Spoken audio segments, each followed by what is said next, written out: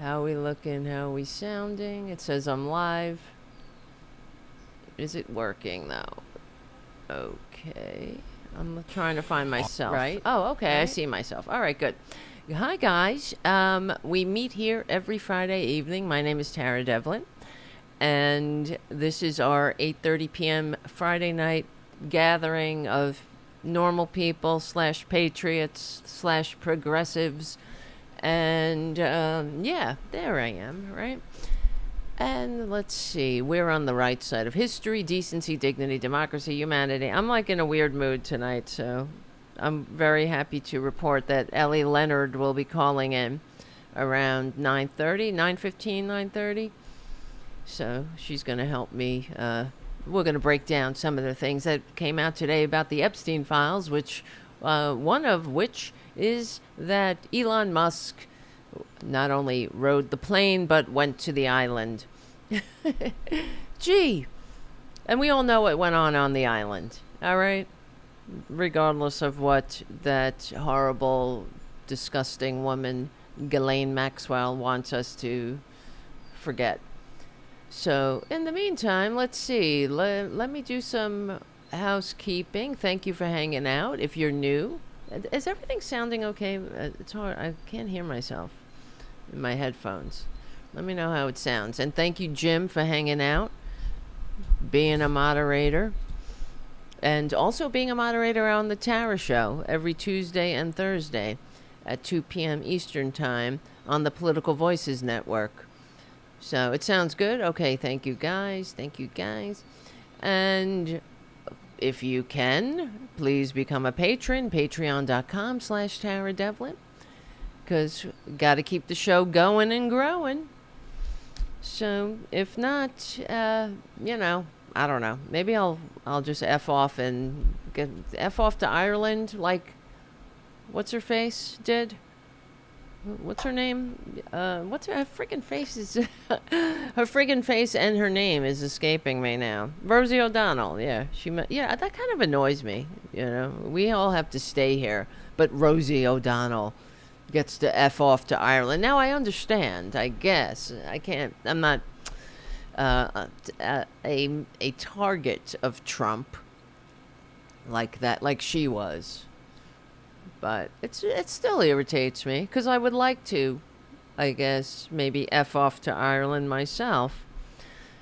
Unfortunately, I got to do 10,000 shows a week here on the Political Voices Network and Tarabuster YouTube channel and the Political Voices Substack.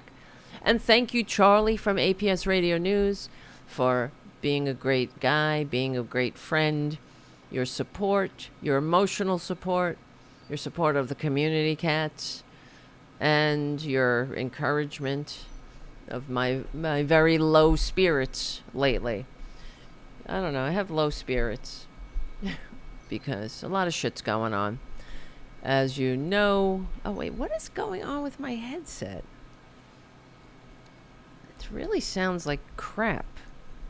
Hold on, I'm gonna plug it in and replug it in. Sometimes you gotta give it a kick. Right? I have too many wires. For God's sakes. 1, 2, 3, 1, 2, 3. Actually, that does sound better. All right. Well, welcome Substack. If you're new on the Tarabuster show, we have some new people here.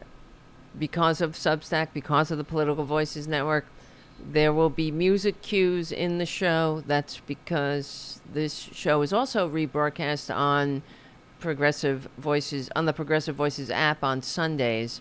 So that's where they put the commercials. So we're not really going anywhere when I say I'll be right back. I got a new chair. That's the other thing. That's why I'm moving around. I don't know. All right. I'm going to stop. I'm going to stop complaining. Only because I just had a shitty week, everyone. This is like therapy for me sometimes. And I appreciate you being here. And I'm just honest, I calls it like I sees it, and I put my heart on my sleeve every time we have a show. So if you're into that, and we're on, we talk about things The reason I do this show, why don't I just fuck off to Ireland, right? Why not? Why? Who cares in the long run? A lot of people are like that, but I have never been like that personally. I could never turn away when I see injustice, and frankly, I'd rather do a show about like animal rescue, things like that, because ultimately, ideally, when you think about the people that sacrificed their lives, they pledged their lives, fortunes, and sacred honor to each other, which is pretty damn woke to me, right? That's pretty socialist, if you ask me, right? But when you think about the people who left their last full measure of devotion on the battlefield, why did they do it? They didn't do it so billionaires can have a free ride off our backs, or that, I don't know, some big effing orange traitorous baboon could steal easily and get away from all the consequences of his life of crime. That's not why they did it. They did it so we could have a better life. That's why, right? Because ideally, if all things are running smoothly, right? We vote for our representatives. We should all be somewhat engaged in our civic life, in our communities. So we vote for our representatives. We send them to the halls of power where they carry our ideals. They carry our hopes and dreams and needs to fulfill for our communities. And, the rest of us can get on with the business of life, where we could have a show about animal rescue. If only we lived in a world that didn't need animal rescue or any kind of rescue, frankly, right? In this shit world, animals don't stand a chance. That's for sure. But you hear what I'm saying. I know you do. But we should be able to, that is the mark of civilization. That's the mark of freedom. When the filthy fascists, like in Hungary, took over recently, they went from a democracy to an illiberal democracy, which is the blueprint that Traitor Trump is following, and the maggots. But they did away with things like gender studies classes in university. You can't study gender studies anymore because that triggers the right wing, and fascism is a fundamentally hierarchical ideology where everyone, of course, straight acting rich white men are at the top and everyone else is in their place, especially women should know their place in the hierarchy. So if you have something called gender studies, why, wow, that's a little that's a little weird, because that means that gender is a construct, as it is. It is a construct, like race is a construct. And one day in the future, if human beings are gonna make it, it won't matter. Nobody will give a shit. I'm sure there'll be men and women and whatnot, but nobody will care. If someone is born in the wrong body, no one will care. They'll be like, oh, okay, we got you. It's fine. Live your authentic life. Don't worry, we got you. I don't understand why anybody gives a shit about that anyway. Like, mind your own fucking business. It's like if somebody was, like me and my stupid, not functioning eyes. Thank goodness, science came along and made these glasses so I could see. Same thing. Anyway, I'm not going down that road, but you understand what I mean. Is that we shouldn't have to be up all night or work all 7 days fucking a week trying to fight fascism. We should be able to contemplate our navels, right? That's what civilization is about. That's what gender studies are about. It's the hallmark. It's the height of civilization. And we could sit there and contemplate what it means to be human. But here come the fascists. These little prick, tiny little greedy, grubby parasites that can't handle modern society. Hold on a second. And thank you, Michael McAndrews, for your very generous super chat. And Michael writes, rather you stayed here, but Ireland might be okay. Yes, it might be okay, I thought. But anyway, I don't know why my fucking grandmother came here. You know, I know why. Because we had FDR at the time. Now we have baboon. No offense to baboons. Now we got baboonery. It's a disgrace. It's a disgrace. And so we've all been taken for a ride this week through Trader Trump's manias, as every day seems to unfold that way now. We're all just pawns in this fragile man baby's sickness. It's sick. And that's why I have to remind everybody, I will never forgive, I will never forget who voted for them, for the entire Project 2025 project. Oh, well, I repeat myself. For Project 2025. You know? Yes, Twisted Nerves Painting says, I don't know why my mother did either. Moving here. I'd be British otherwise. Yeah. I would too. I mean, my family is Irish, but my grandfather fought in the British Army, and yeah, we're Irish Catholic, so. Oh, brother. Yeah, I feel an affinity for, England, and I want to get the fuck out of here. But anyway, I'm just kidding. I think I would be a lot less. I'd be less stressed out if I weren't American, because you know that people are looking from all over the world. They're looking at what we're dealing with, and they're in shock. Like that display that went on at the UN this week with that effing serial bankrupt, tax cheating, draft dodging, dictator envying con man making a mockery of us, of Earth, of the United States. And who thought that was a stellar performance? Well, maggots did. And it goes to show you how much longer, how much longer are we gonna take it with them? They're unfit. How could you watch that performance and say that, that was something to be proud of? On Fox News, they were saying that Trader Trump told the truth about the UN. And of course, I'm sure you saw, let me see if I can find it. What an abomination. Jesse Waters.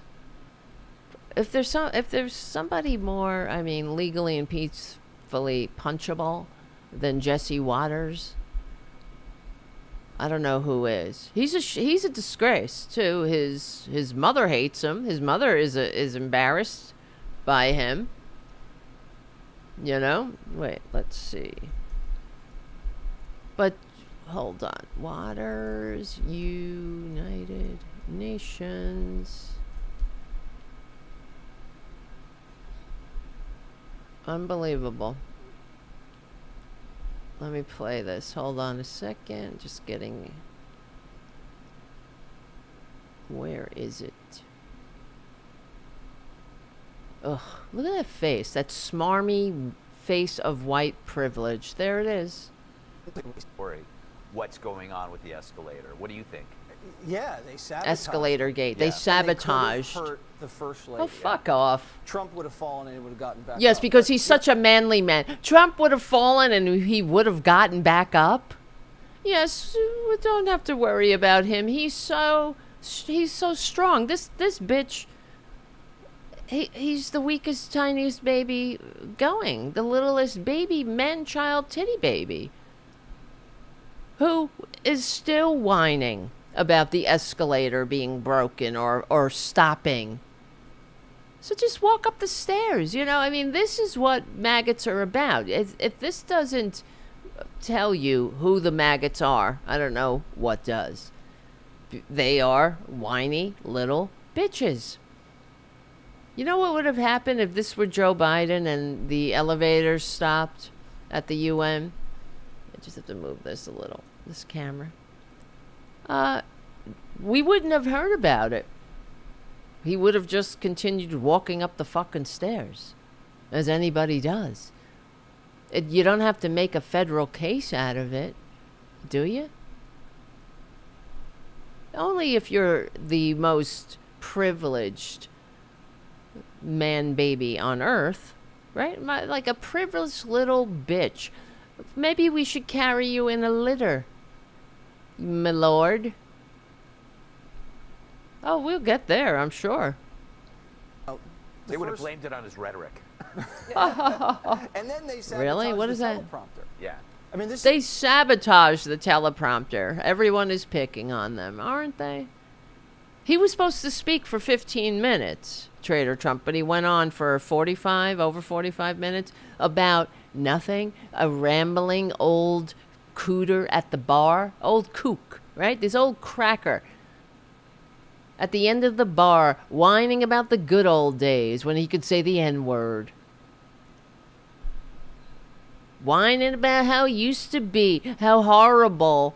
Wind energy. I hate these maggots with the heat of 1,000 blazing suns, honestly. Legally and peacefully, I hate them. I mean, I don't want them to... I'm not trying to drink their tears. I want them to have health care. I want them to have a living wage. But I also want them to stop sabotaging. You want to talk about sabotage? Sabotaging this country. I want them to finally muster the maturity to function in a free democratic society. And I'm just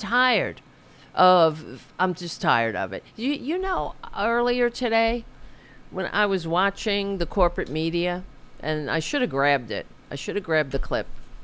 But it's one of my bugaboos, as you know.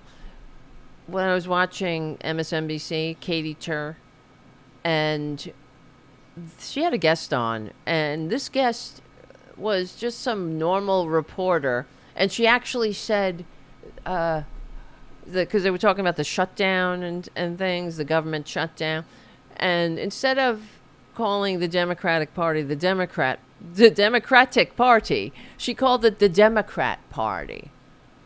This is just supposed to be your neutral reporter.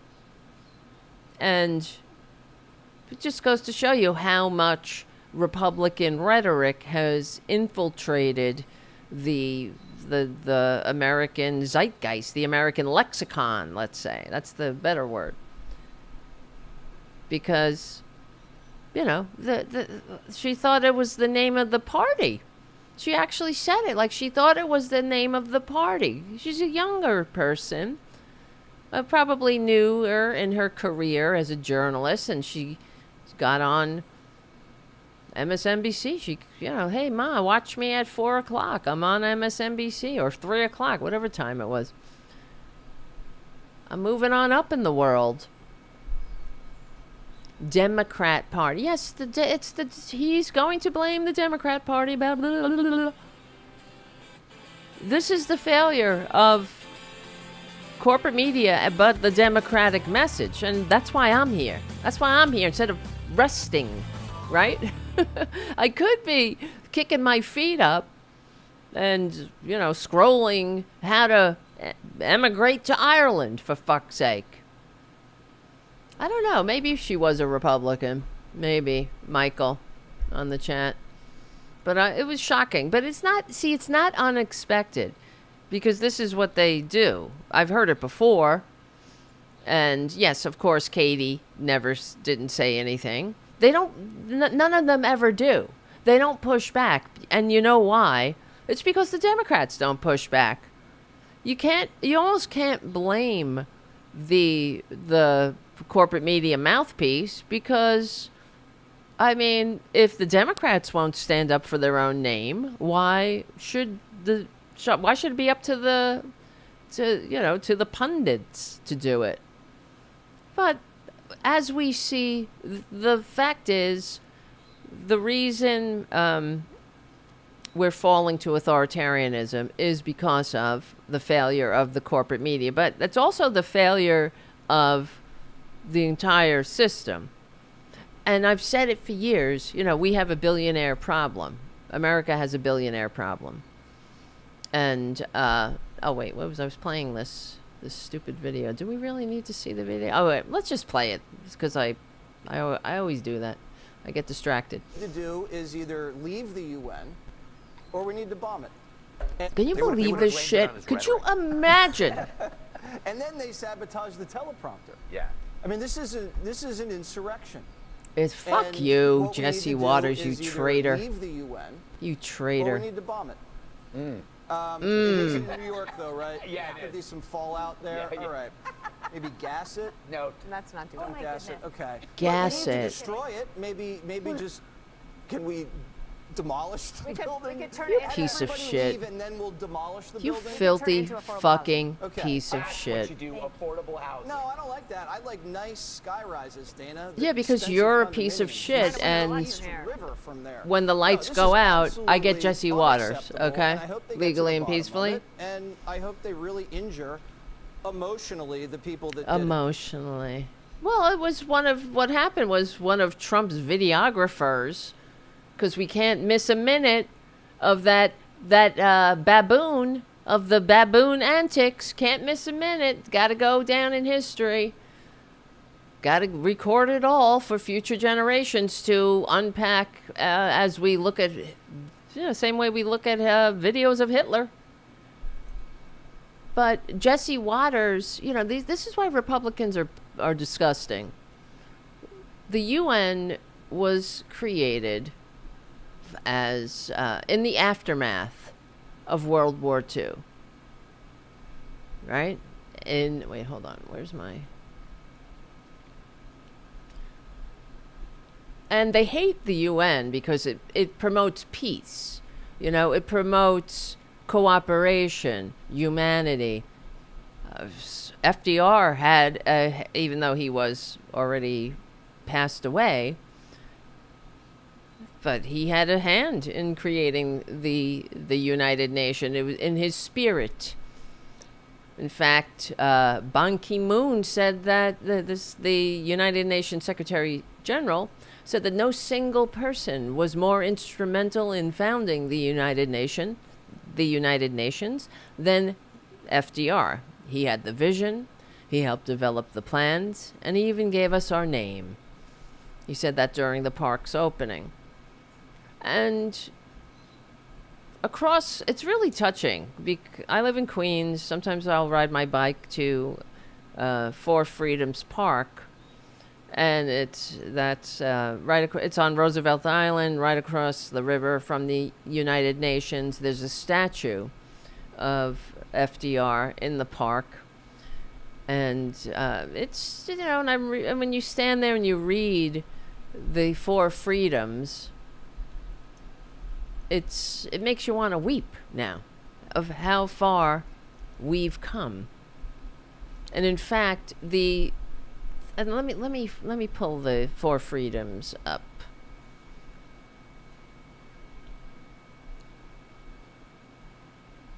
Here's what he said. The Four Freedoms outlined by FDR in his speech to Congress on January 6th, 1941, describing the fundamental rights everyone should enjoy. And this is something that the Democrats need to start, reclaiming and running on, I believe.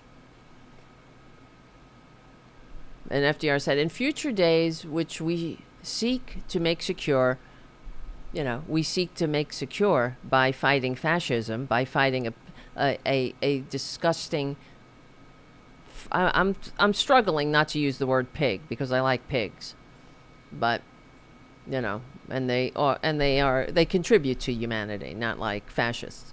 But so in future days, we seek to make secure.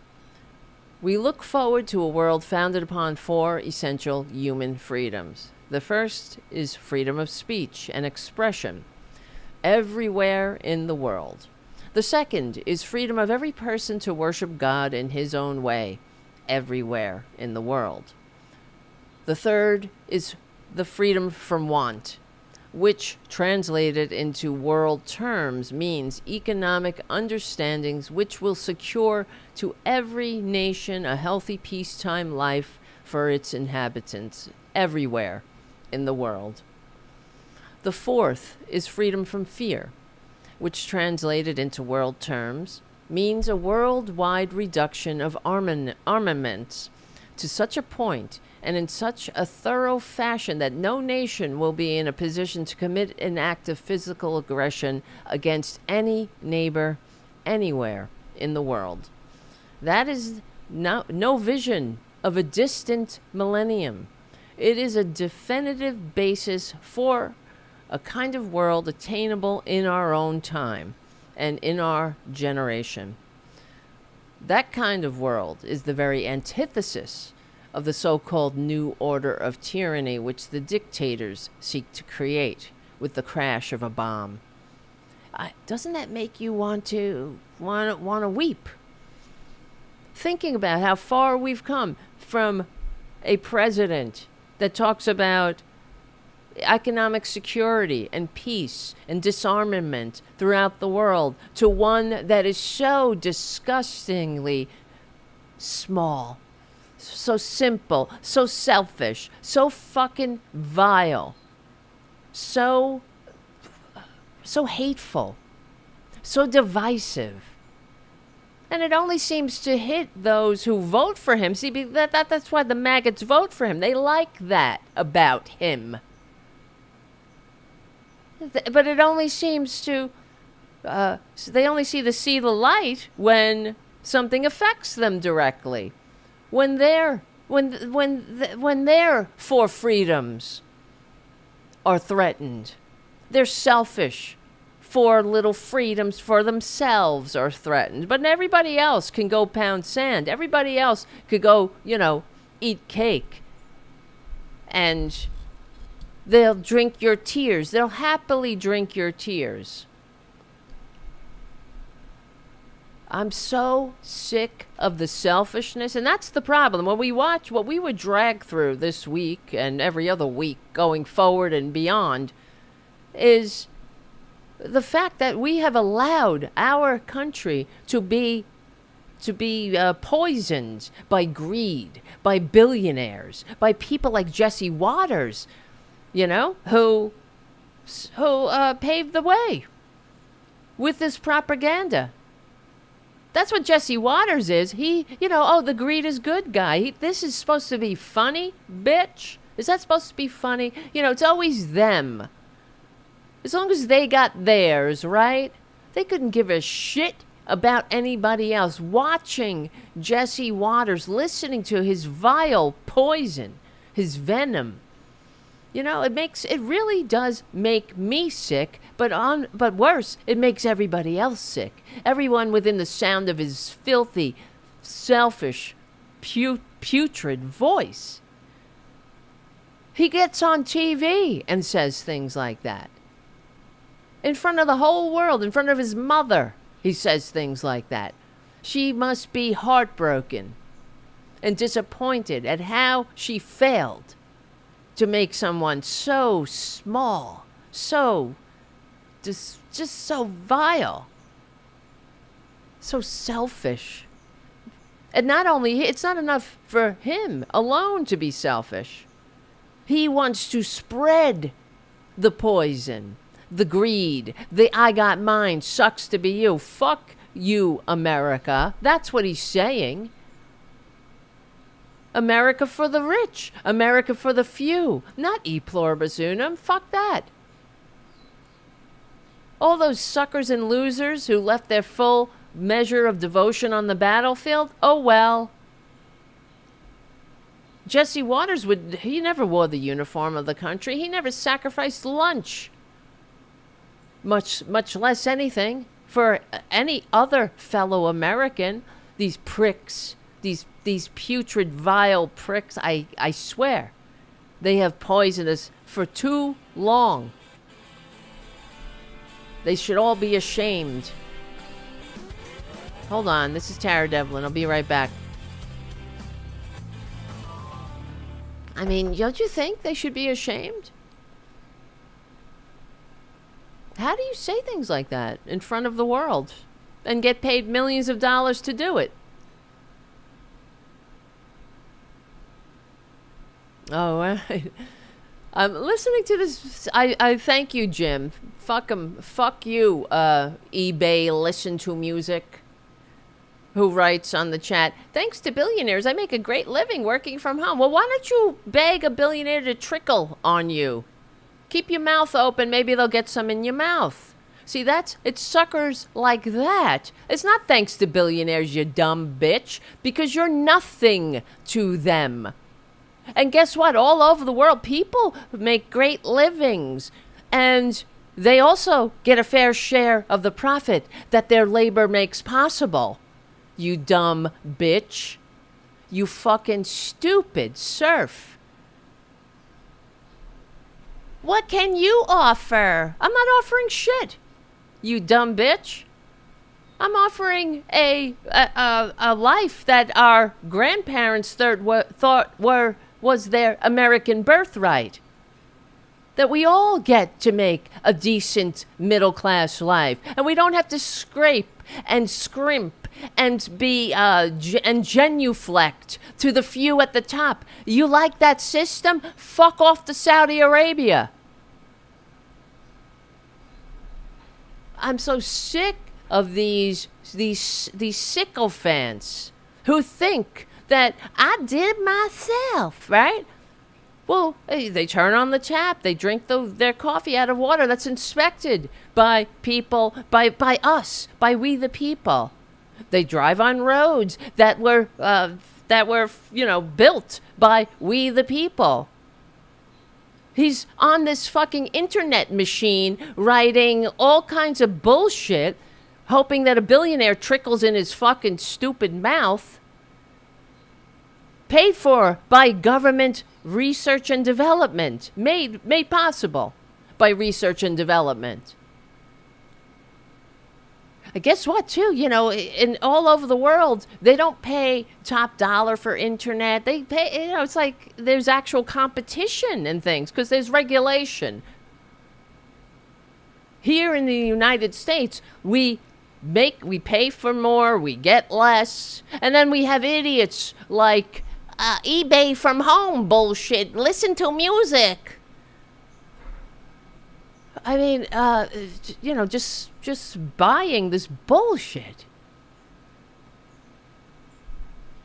Turn off your stupid fucking Fox News and read a book. eBay Listen to Music. And I suggest start with the history of Western civilization. Thank you, Jim, for fucking kicking that loser out the door.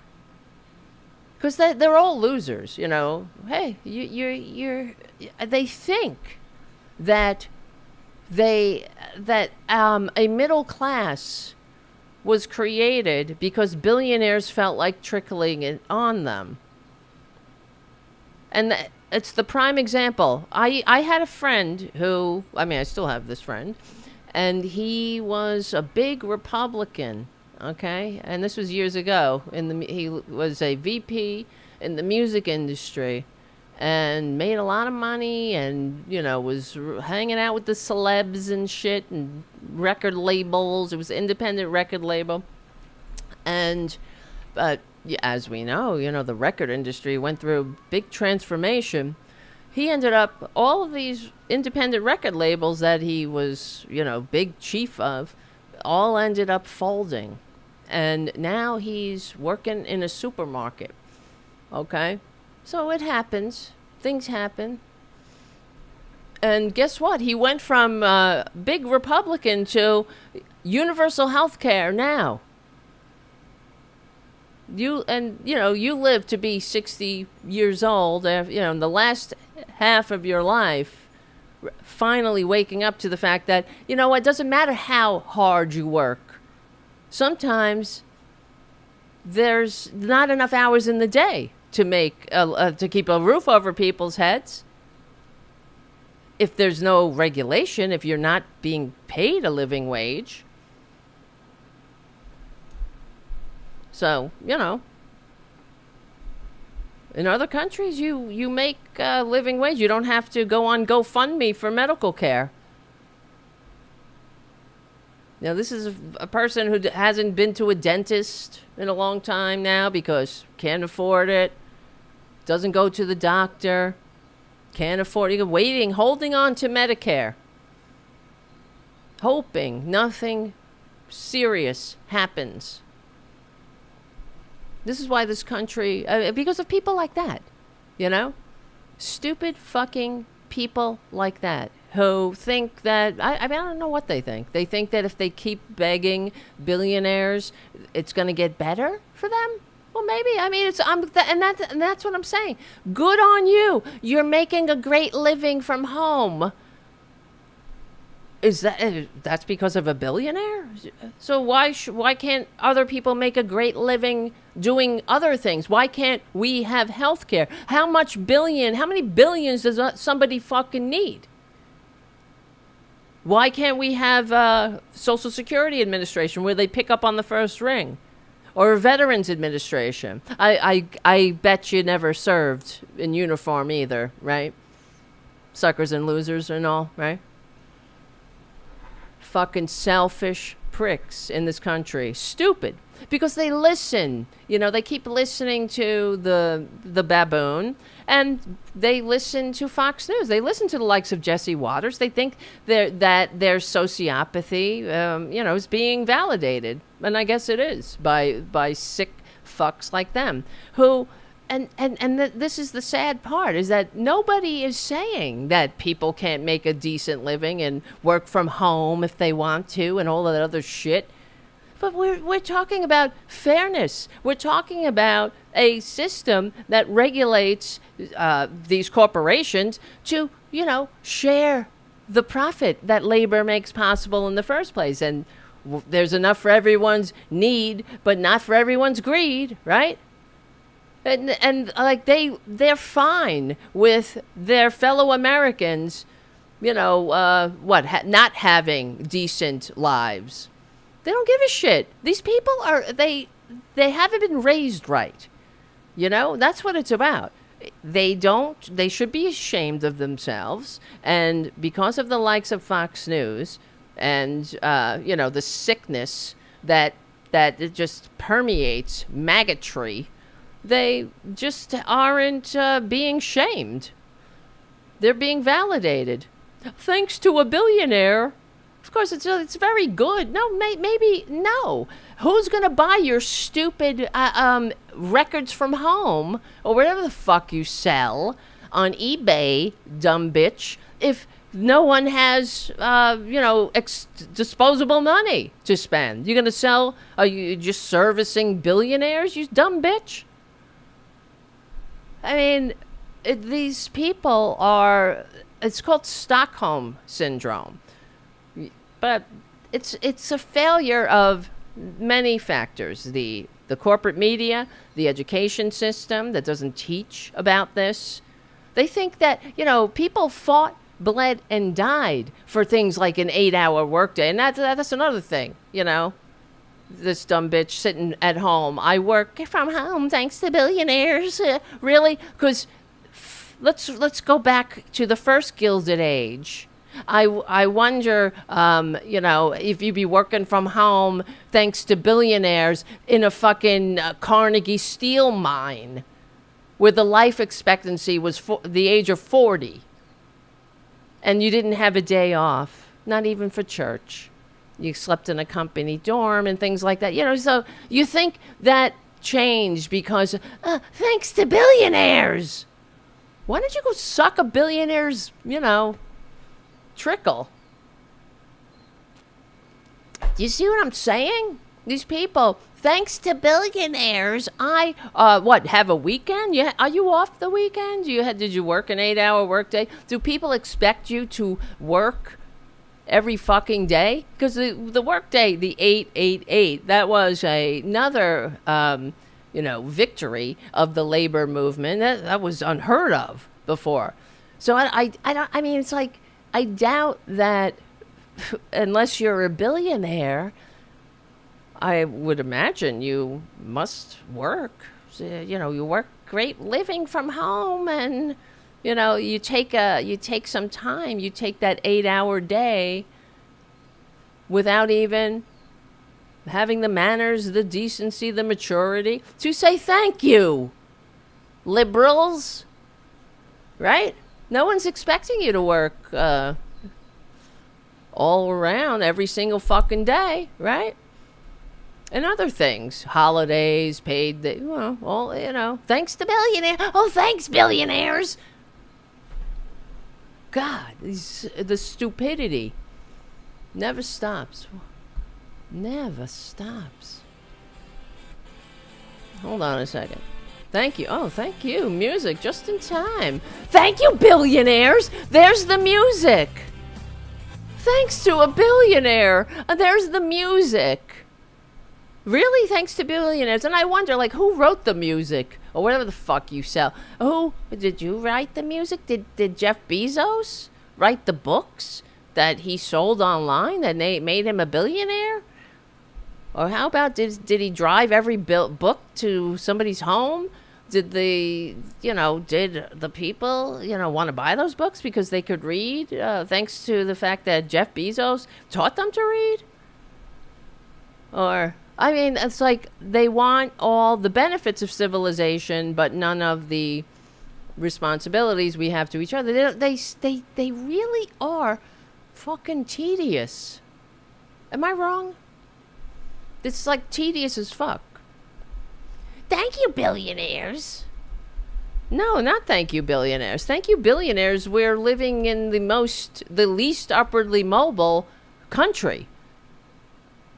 Because as you see, as I wrote this article, and thank you, everybody, if you can, or you can. There's no excuse for not following my Substack at this point. Otherwise, I'm going to lose it. Let's see. Hold on a second. Following my Substack at this point. Am I losing it? Am I losing it? Yes. Hello, people on Substack. I see you. Where the fuck is it? I'm trying to find my Substack. I'm to put in the chat here. You guys better follow my Substack before I lose my mind over here. Follow that. If you can become a, paid Substack subscriber. I don't understand. How many times I got to say that?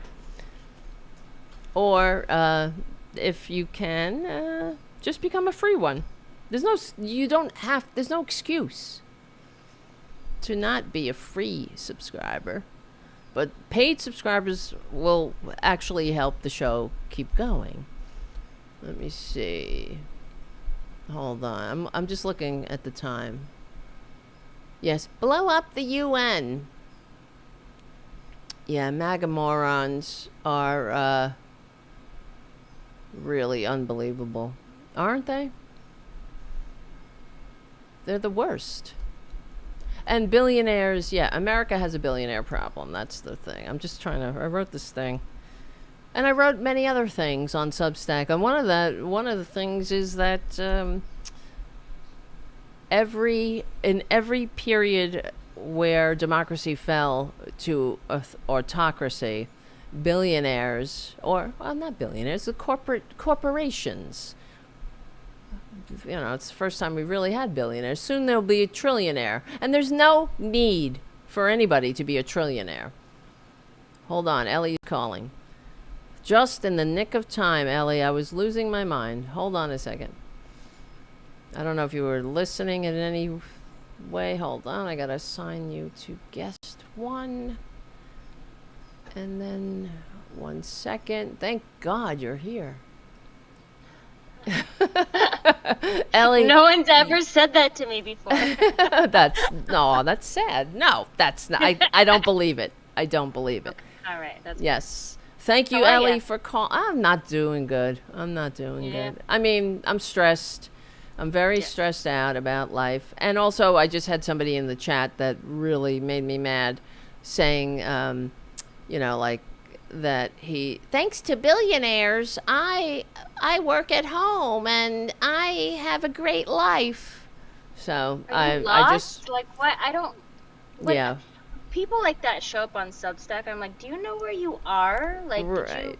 take a wrong turn? Like, we don't need Yes. that here. Like, No. good for you. There's a Well, whole platform for you That's out right. there. But what is this this sycophancy to billionaires? It's a lack of understanding of history, and it's distorted. It's a distorted reality where people think that billionaires are their friends, that we have any benefits, that we have a weekend, that Right. we have an 8-hour workday, that we have that they treat us with any sliver of respect at all because billionaires, are so gracious. And that is think not it's- the case.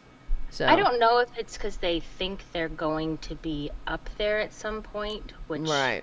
really no one is, or if it's that same idea of super fans thinking that they are best friends with someone famous and Yeah. important because they know them so much better than everybody else, but it's like that person's never met you, they don't care about you. No, they I don't think that's care. how a lot of older people feel about Donald Trump after watching The Apprentice. They thought like, oh, I know that guy, he's great. Right. I want to have a beer with him. And I mean, that's another thing because when I think billionaires shouldn't exist. They are anathema to freedom and democracy. Right. And no, you don't have a great life working from home because of a billionaire. That's what that's what he's saying. Yeah, if you have a great life, good for you. But don't think that it's because a billionaire gives a shit whether you are happy or not working from home and are fulfilled. If billionaires didn't exist, you would be happier working at home and more fulfilled. You'd have Yeah. a bigger house. Right. And I did a- right, exactly. I wrote a piece, and it was in the middle of the government exploding, so I don't think anybody ever read it. But I did a piece about if you took the top 10 billionaires in America, just in America, and you gave them each $1 billion, and then you took the rest away from them, everything that they could get rid of in America, like homelessness, school lunch debt, poverty, everything. They cure all diseases, and they could still get something like $80,000 a day for the rest of their life. Oh, wow. You know what I mean? Yes. Every single one of them. And so it's and just the concept of somebody having that much money Yeah. and then keeping it, sitting on it. Yep. Which takes a certain kind of person in the Yes. first place. You're right. But You're then right. I also think when you're given more and more and more till you get past a certain point, it breaks you. It breaks you and it turns you into a sociopath if you weren't already there, right? Yeah, you have to be because, I mean, how do you? You're right. I mean, I've been saying that for years, though. But think about it. You're actively just accumulating more zeros on a bank account that you For will what? never spend in a million lifetimes. For Right. what? It's a sickness.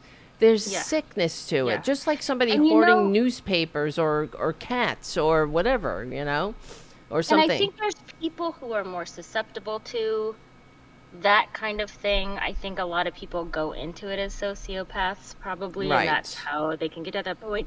You don't see a lot of women billionaires in this sort of cutthroat-iness, but Right. there are women billionaires, and guess what you see the women billionaires doing? Donating a lot of money.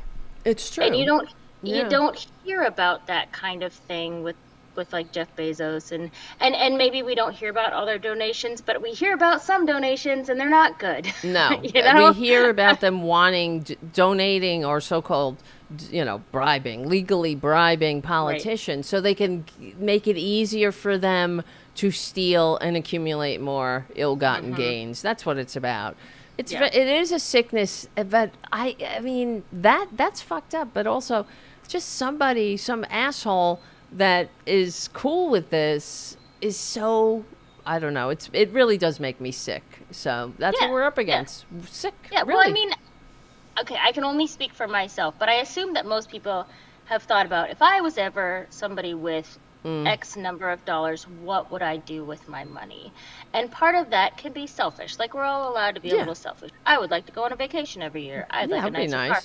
But you think of, so like, if you're any kind of common sense person who has your feet on the ground, you think about like, wow, I could totally like fix my local pool in my hometown, or I could, I know there's lunch debt at the high school, or, what I mean? You think about the things that you could go, like I used to when I was a kid, I wanted to buy Detroit. If I was like I was like, I want to buy it, or some city that has a reputation for having a high level of poverty, and I wanted to put a daycare and a doctor's office on every city block that was free, that was totally grant run and free, so that everybody could have a place to put their kids so they could go to work and they could have a place to get all their doctor appointments and they wouldn't have to pay for it. And I was like, if I just did that in one city, we could end poverty. That would be and nice. This is what See? I dreamed of as a kid, right? And so I don't think it's like a high level concept for a lot of these guys running. But I mean, if you look at video of Jeff Bezos, they did a 60 Minutes thing on him on like 1997.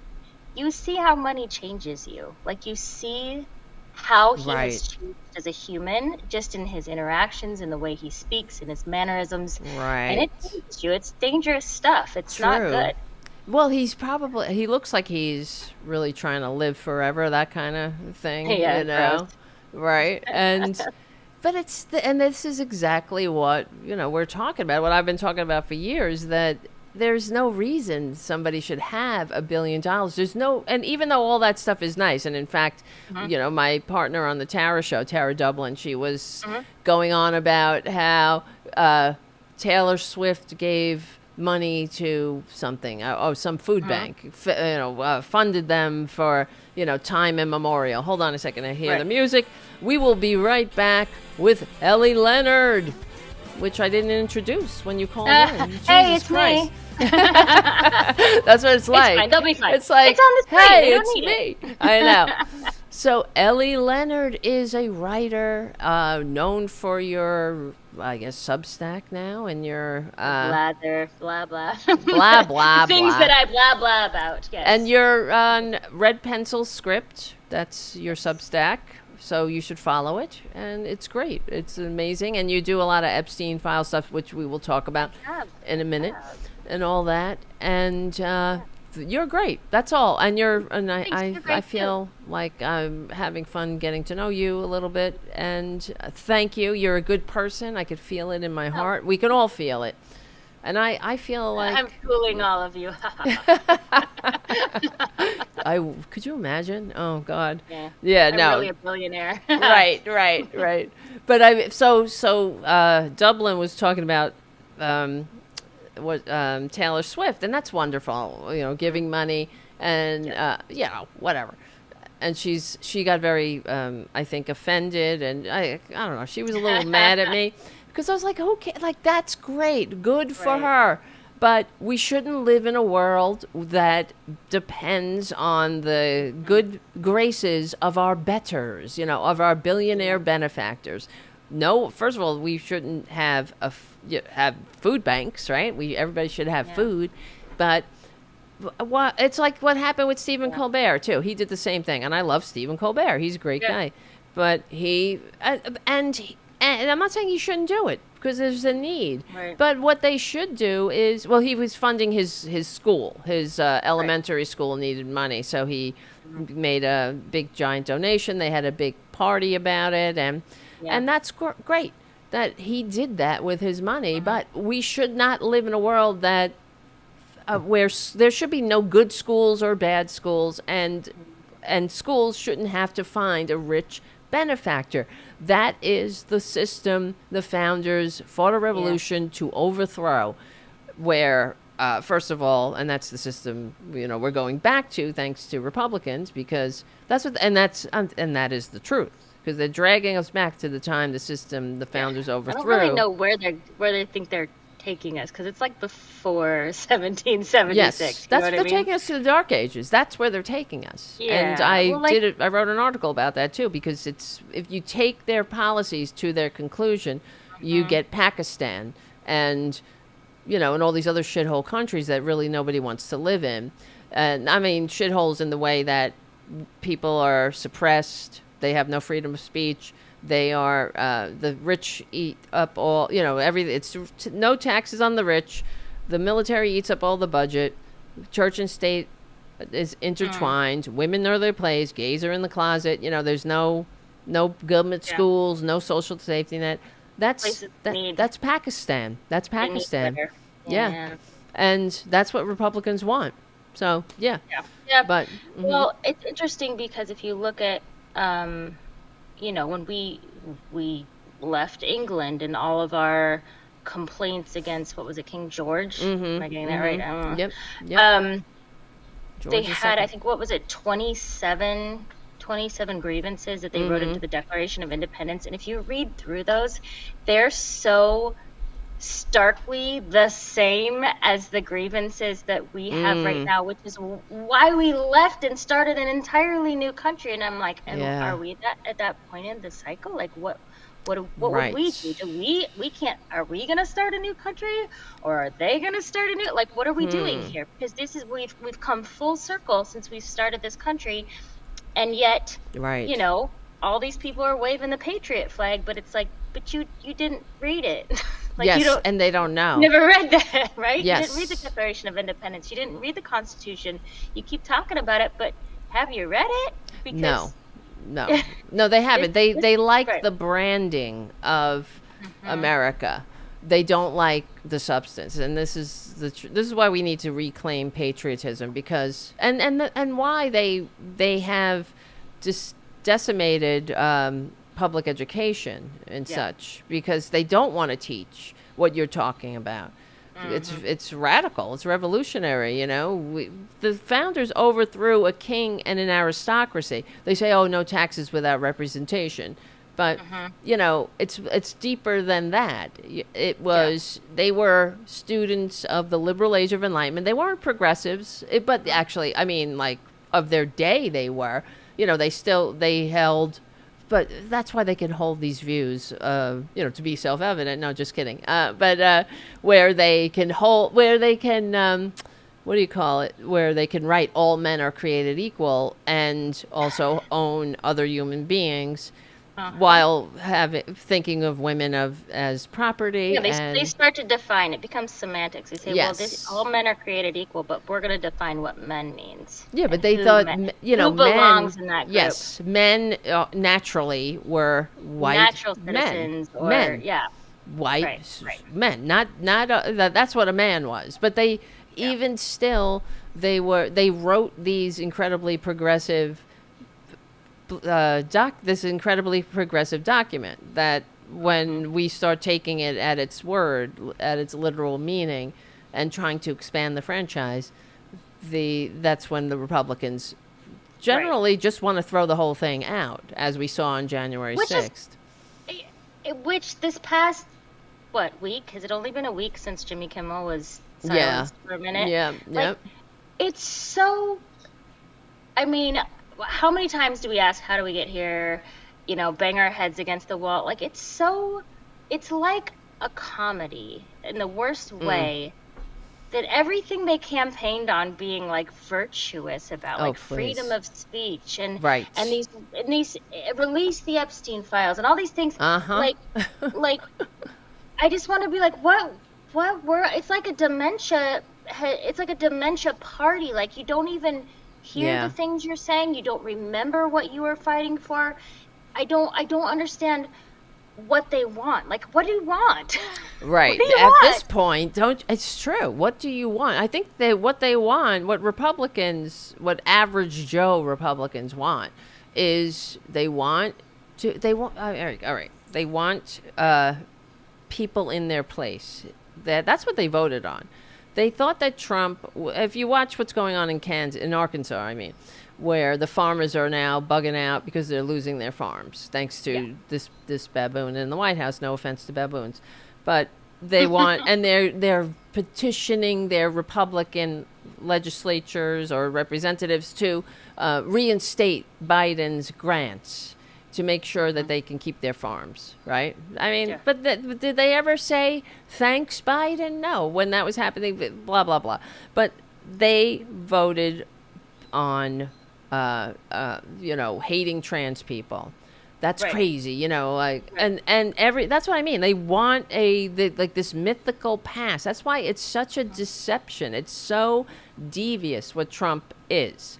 And for the people to vote for him, to think that he's some kind of, like he gives a shit about them. He didn't even, I mean, at all. They didn't put anything in their, farmer bill or in the big ugly bill to help these farmers. No, of course not.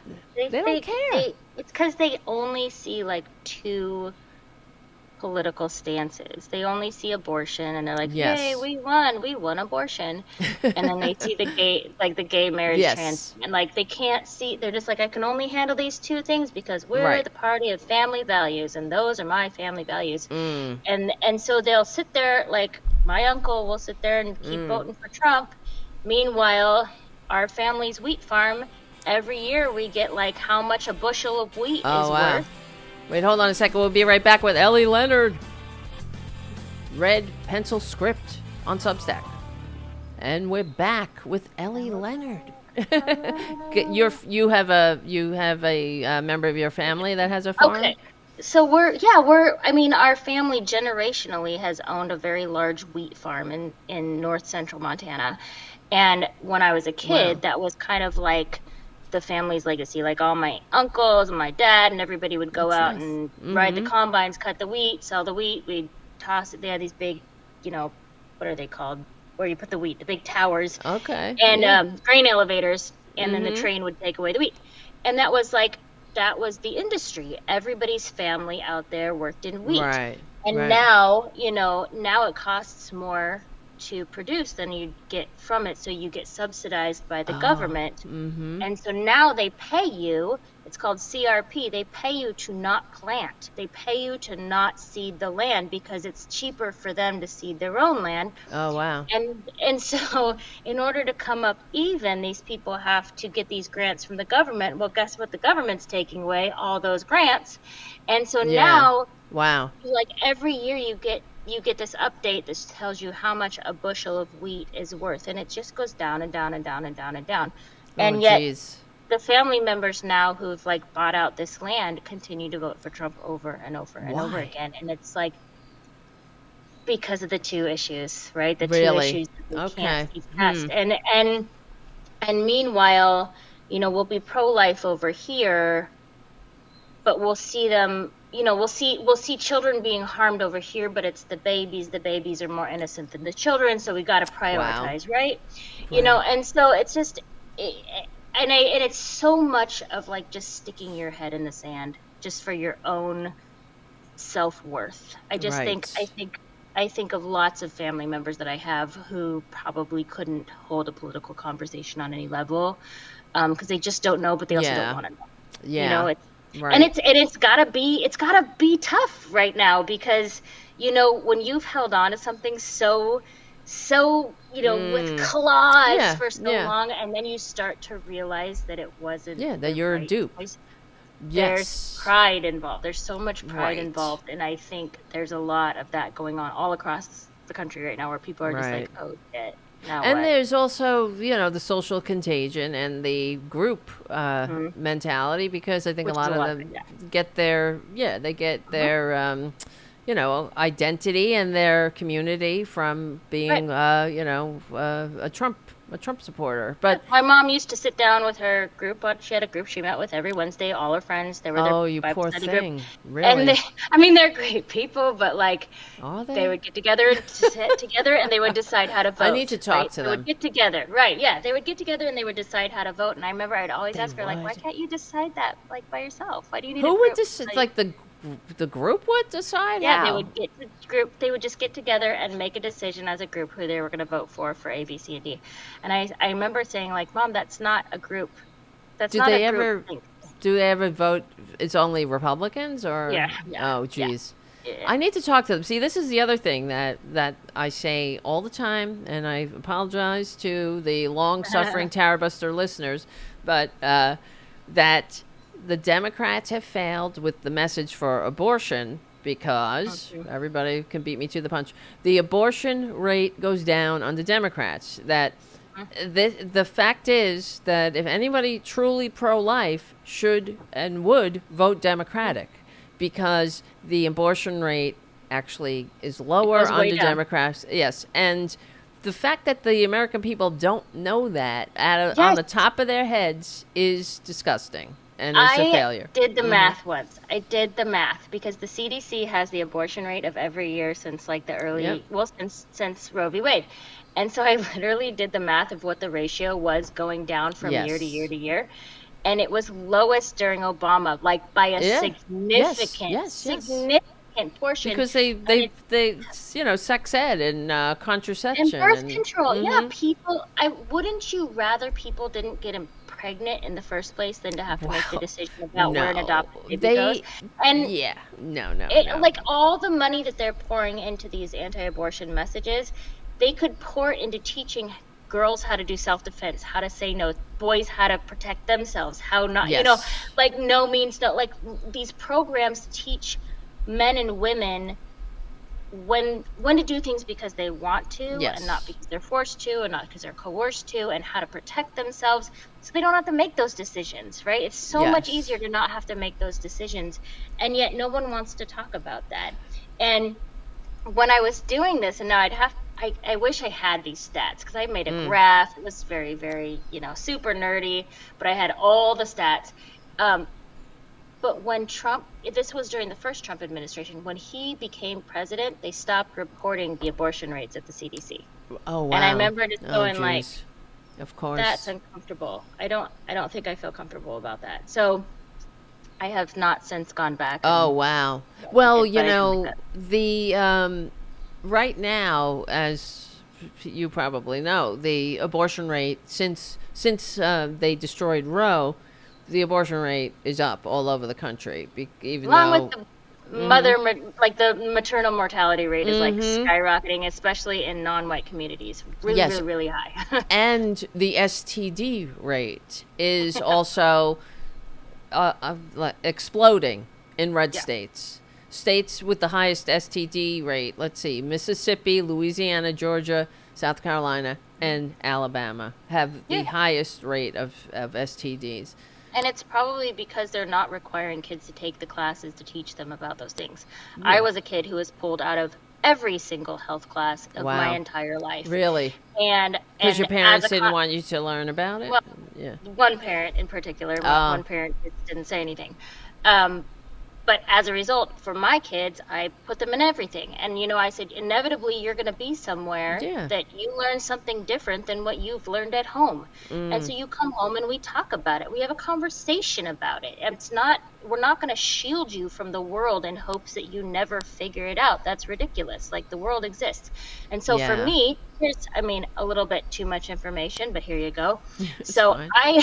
This is I was the show pulled for out that, really? Yeah, hey, two women. Hi, Internet. So I was pulled out of health class my entire life. I go to Gonzaga University. I was visiting Gonzaga University. I was one of those, like, spend the nights before you go to college. You just sleep in the dorms. I got a yeast infection. Didn't know what a yeast infection was. I thought I caught an STD. Oh, boy. From the toilet. I thought I got it from the toilet seats because that's what they tell you.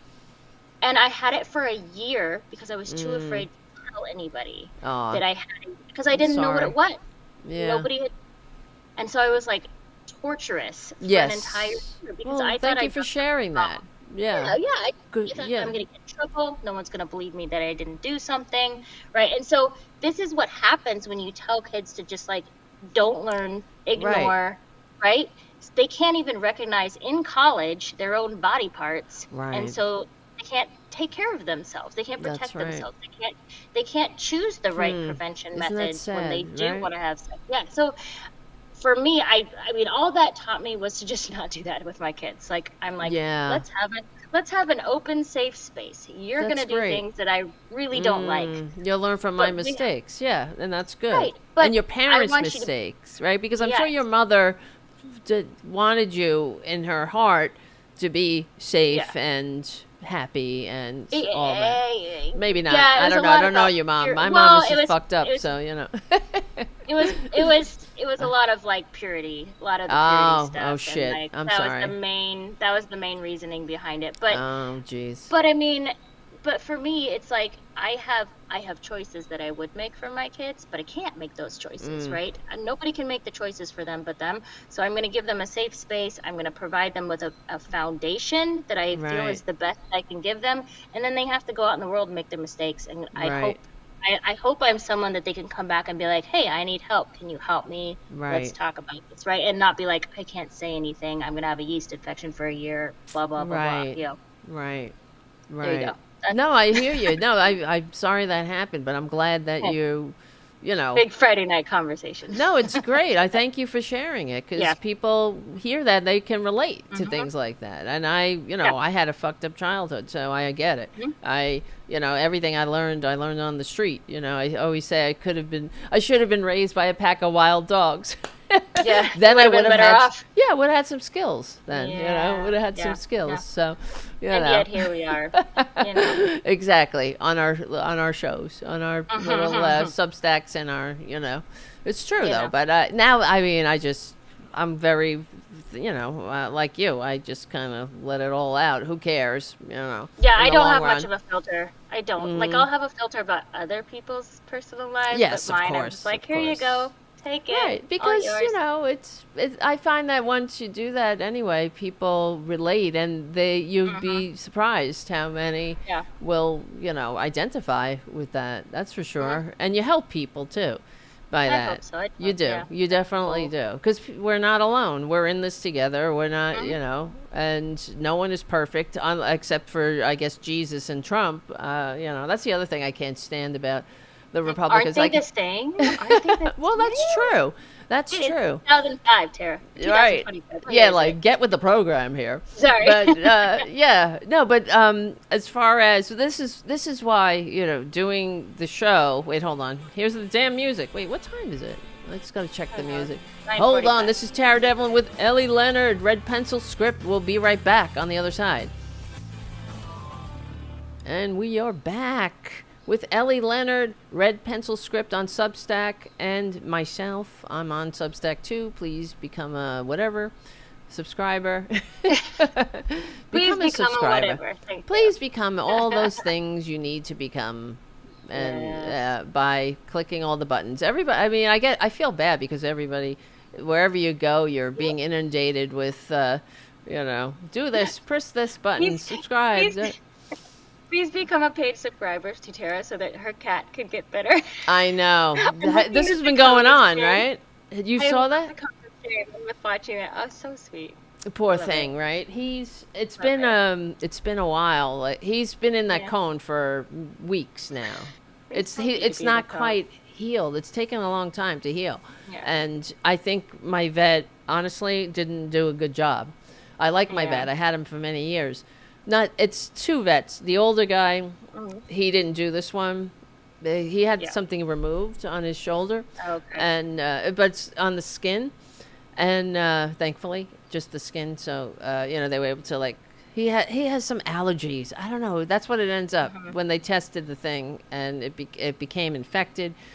So, but he did a butcher's job on my poor cat. It's not. It's Okay. bad. It's bad. And when we took the stitches out, oh, you don't like that? Okay.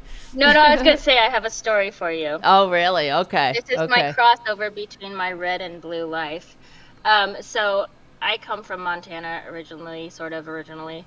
And hunting season is a very big deal Oh, there. It's no. like a culture, but it's like a cultural event. And it's sustainable eating. If you're gonna eat meat, you got to know where it comes No, from. okay. If there's good parts and bad parts. But I totally messed it up. I went one time. I did something called scoping myself, which means I Oh, you. didn't know what I was doing, and I popped the scope in my eye, and I just split my gushing blood. So we go into this little country hospital, which is the only one that they had. You have to knock on the door of the emergency room because it's locked, and then they call the doctor because he's at home. He comes down. Oh, wow. I'm pretty sure he'd been drinking. He had alcohol in his breath. Oh, boy. He stitches me up, and there was like loops, like just big hanging Oh, loops. no. Oh, And I no. just remember thinking like, well, my modeling career is probably done. Hey, you might, people So like anyway, scars. yeah.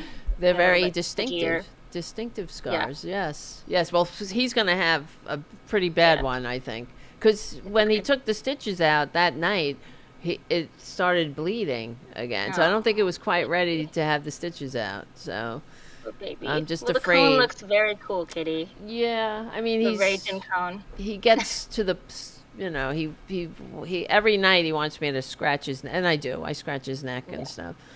Poor thing. I can't wait to take it off. It really not annoys, it affects me like him. But anyway, so let's talk about what we were talking about earlier too with what happened today when you texted me about I know. I was like, I have to tell somebody about the revelation. It was before. Yeah, it was before. I think a few people have talked about it now, obviously, because I've seen it a couple of different places. But a friend of mine was like, "Why is this not being reported? How do you know it, but it's not being reported?" Right. So the House Oversight Committee drops little nuggets of Epstein files just to keep us all appeased.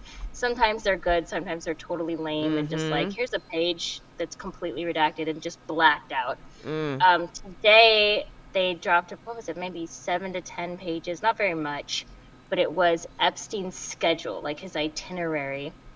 Right. This is from 2014, so this is well after he's a level 3 sex offender. It's after his first, 6 years after his first trial. He has a reputation. Everybody knows what he's done. Like, there's no secrets. And it's like talking about he's going to dinner with Bill Gates, and like he's going to go with Steve Bannon, and I don't know, but then it's like, is Elon Musk coming to the island, guys? And it's like, oh my God, and which is so, I was like, what? And then, which is so interesting, just like analyzing, because it was Elon Musk who was made the big to do about Trump being in the Epstein files. Yeah, he should and know, right? He was there. It just makes me wonder, like, because Trump this whole time before he was elected was touting the Epstein files, and then Elon's just touting the Trumps in the Epstein files, and it's just like, are you guys so out of your mind with power and wealth that you, even though you're right there, you think you can't get caught for that? Like, why would you say someone else is in it when you're in it? Like, you know you're in it. Yeah. And so anyway, but it said that he had gone. Well, what it said was, is he going to the island, or like, is he still on for coming to the island? And this is 2014, so kind of in the island's heyday. Oh wow. So, and he's very quiet in response, like nothing. He didn't say anything. Yeah, Holy I sent him shit. the Jeopardy theme song. I was like, here's the Jeopardy theme song. We'll wait. Yeah, but They do think they're above the law, and that's what when we had Senator Ron Wyden on the show yesterday on the Tara show. Oh, very good. Yeah, and he was saying that and I asked him the question, because one of the things is that the banks, we were discussing that they never reported these. They're supposed to abide by these red flag laws and report. Billions of dollars in very suspicious transactions and that's, I'm not exaggerating, it was over $1 billion with Jeffrey Epstein that should have been reported. And I asked, what is this about? Like, they don't report it because they don't have any respect for the government of the United States. They have no respect for No. the regulations, because nothing will happen to them. Nothing has happened. And I mentioned that to the senator, and was like, yes, they think they're above the law, Right. but they kind of are, right? They released like a couple of pages of like his ledgers, so which they haven't before. It's highly redacted, but it has the amounts, and money is just flowing like multiple This is a thousands problem. and multiple times a day. Like, I don't know how you spend this kind of money in a single day. Like, it's just like I went and spent 8,000 here and 12,000 here and 5,000 here. Like, it's like you're going grocery shopping. Like, where are you Like, what is this? It's sad. Yeah. But then like my thing that it's gonna take more time and effort, but I really think that either Epstein was associated with some kind of organized crime, or he was his own organized crime system. Like, when you think of like the Genovese crime family, like he may not have been involved with like the Gambinos and the Genovese, but he may have been his own. Like, he may have created his own that was basically the same. Yeah, but wasn't he though? He made money in a Ponzi scheme. Well, he was. Yeah. He was what do you call it? He was a filthy grifter, of course. He his whole life was. He was a con man. He just pretended he was cosplaying that he was all these different things. Exactly, and this happens a lot. Where I watch American Greed. Is that show still on? I was watching some reruns. Oh, that's a shame. It should be on now if it's not on. But there's never a loss for content. That's for sure. But but you see this all the time. People pretending to be a prince or whatnot. All you got to do is just say, I'm a prince, and look the part, and then they, I'm a Saudi prince, I'm a this, I'm a that. And like the doors open. They just open for these people. And that's what happened with Jeffrey Epstein. He was full of shit. Just even in his job, he started the Jeffrey Epstein. Well, when he had a job he was a professor the Dalton or something. School? Yeah, the Dalton School. Yeah. But that was a grift too. He got that job through and the school was shady, and the people in charge of the school were shady, and all kind of associated and wealthy, and some were indicted for sexual things, and that's a mess. But like, I think of that movie Catch Me If You Can, where the teenager plays like the pilot and he plays all the different roles. Like, I've always felt like he's true story, a little bit of that, but something, and I don't know if you saw it, but something that when I was going through the birthday book, so I went through and I transcribed the whole birthday book, because it's, the handwriting's messy, it's hard to read. Yeah. But at the very end of the birthday book, he has all these letters from his kind of finance bro buddies, and this guy named Elliot Wolk, who worked at Bear Stearns, where Epstein worked after he got out of Dalton, was like, do you remember when you met Robert Maxwell back in the early 1970s? Oh, wow. Remember his teenage daughter, which would have been Ghislaine, which totally counters everything that she's ever said. She said they never met. Oh, wow. I didn't meet Epstein until 1991. I'd never met him before. My friends, like, she's sworn up and down, and then yet here's this letter. Wow. Well, she's a filthy liar too. She's a filthy. She is. Hold on a second. This is the end of the Progressive Voices part of the show. It's okay. There's more show at youtube.com/sleep/channel/Tarabuster, and on the Political Voices Substack. Come and check it out. Become a patron, patreon.com/Tara Devlin, and check out Ellie's Substack, Red Pencil Script, and my Substack. Come on, man. Do me a favor for once. Help the kitty. All right? Help the kitty. Look at the kitty. Help the kitty. Yes, because we're on the right side of history.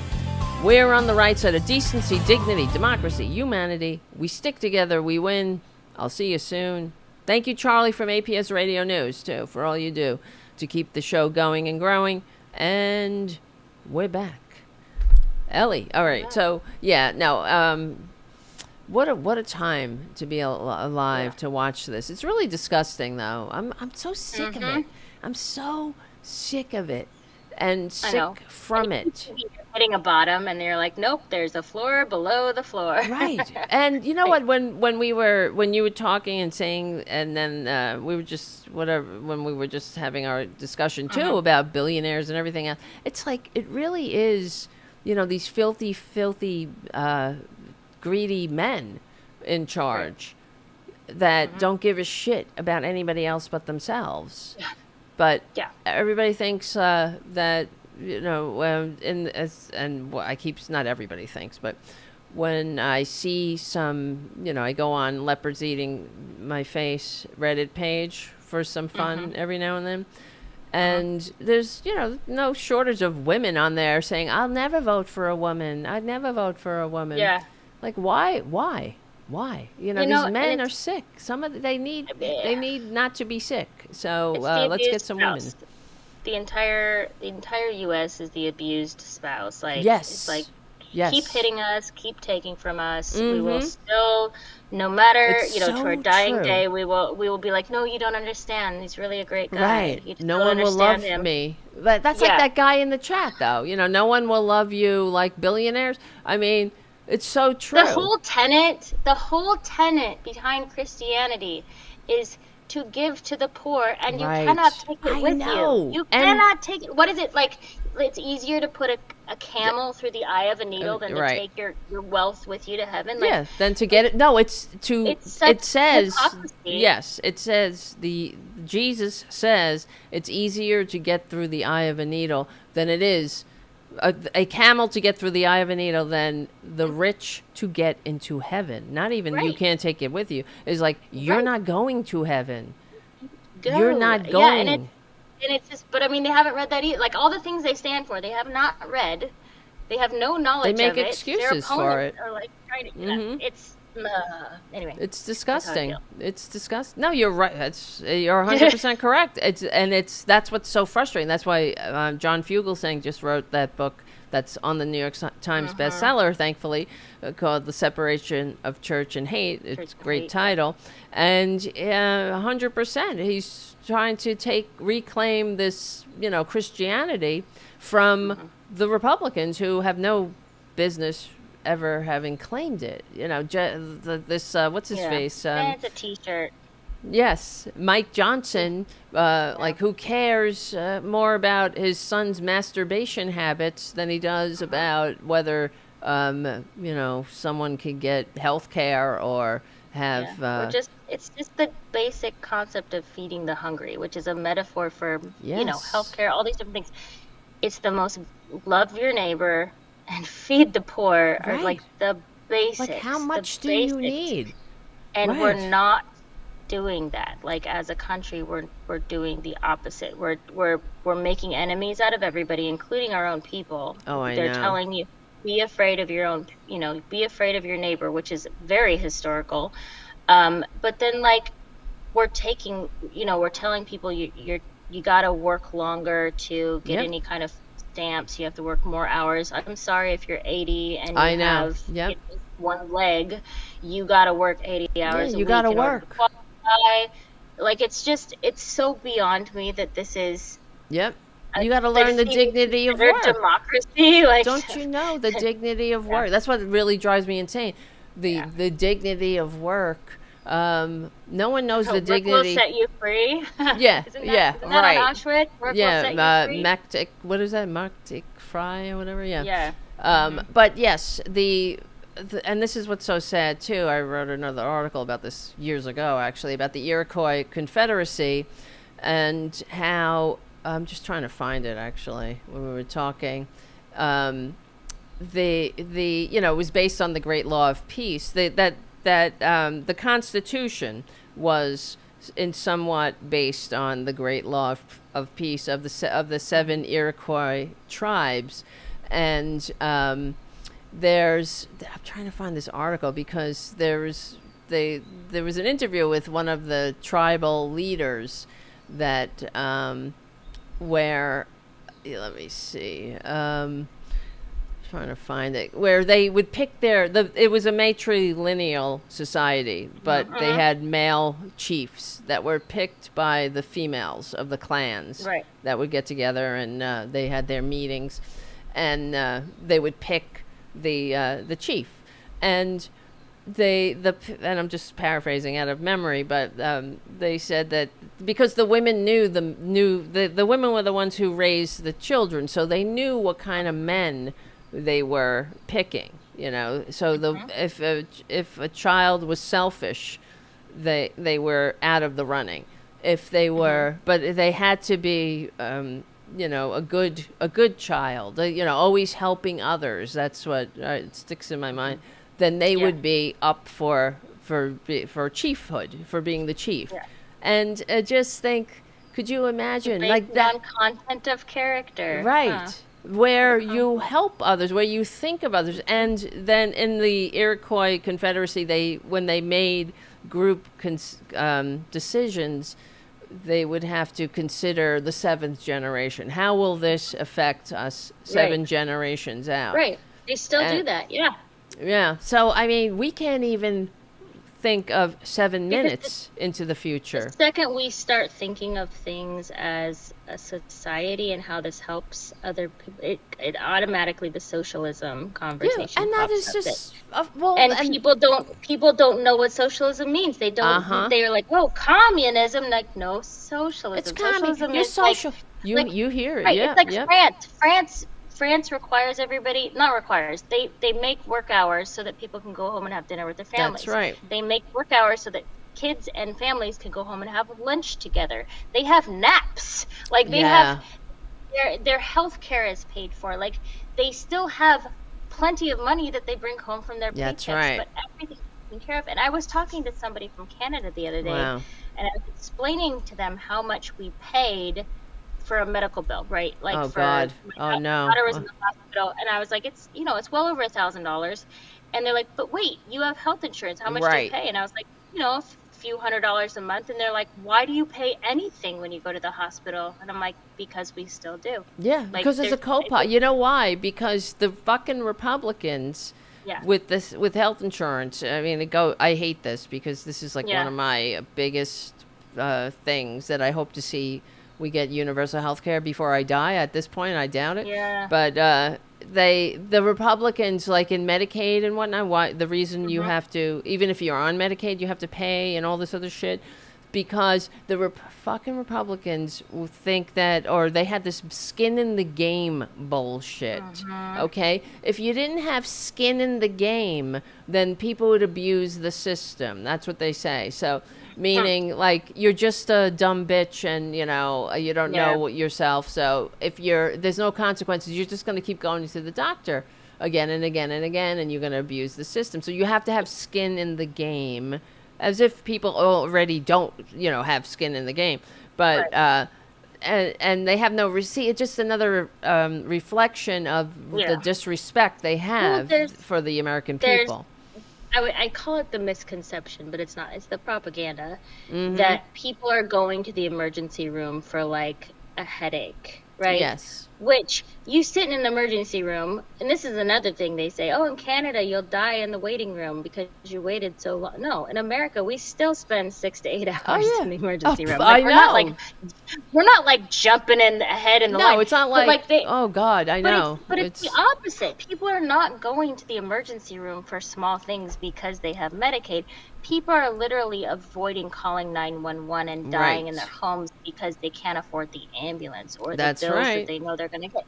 So that is happening much more often than somebody going into an ER for nonsense.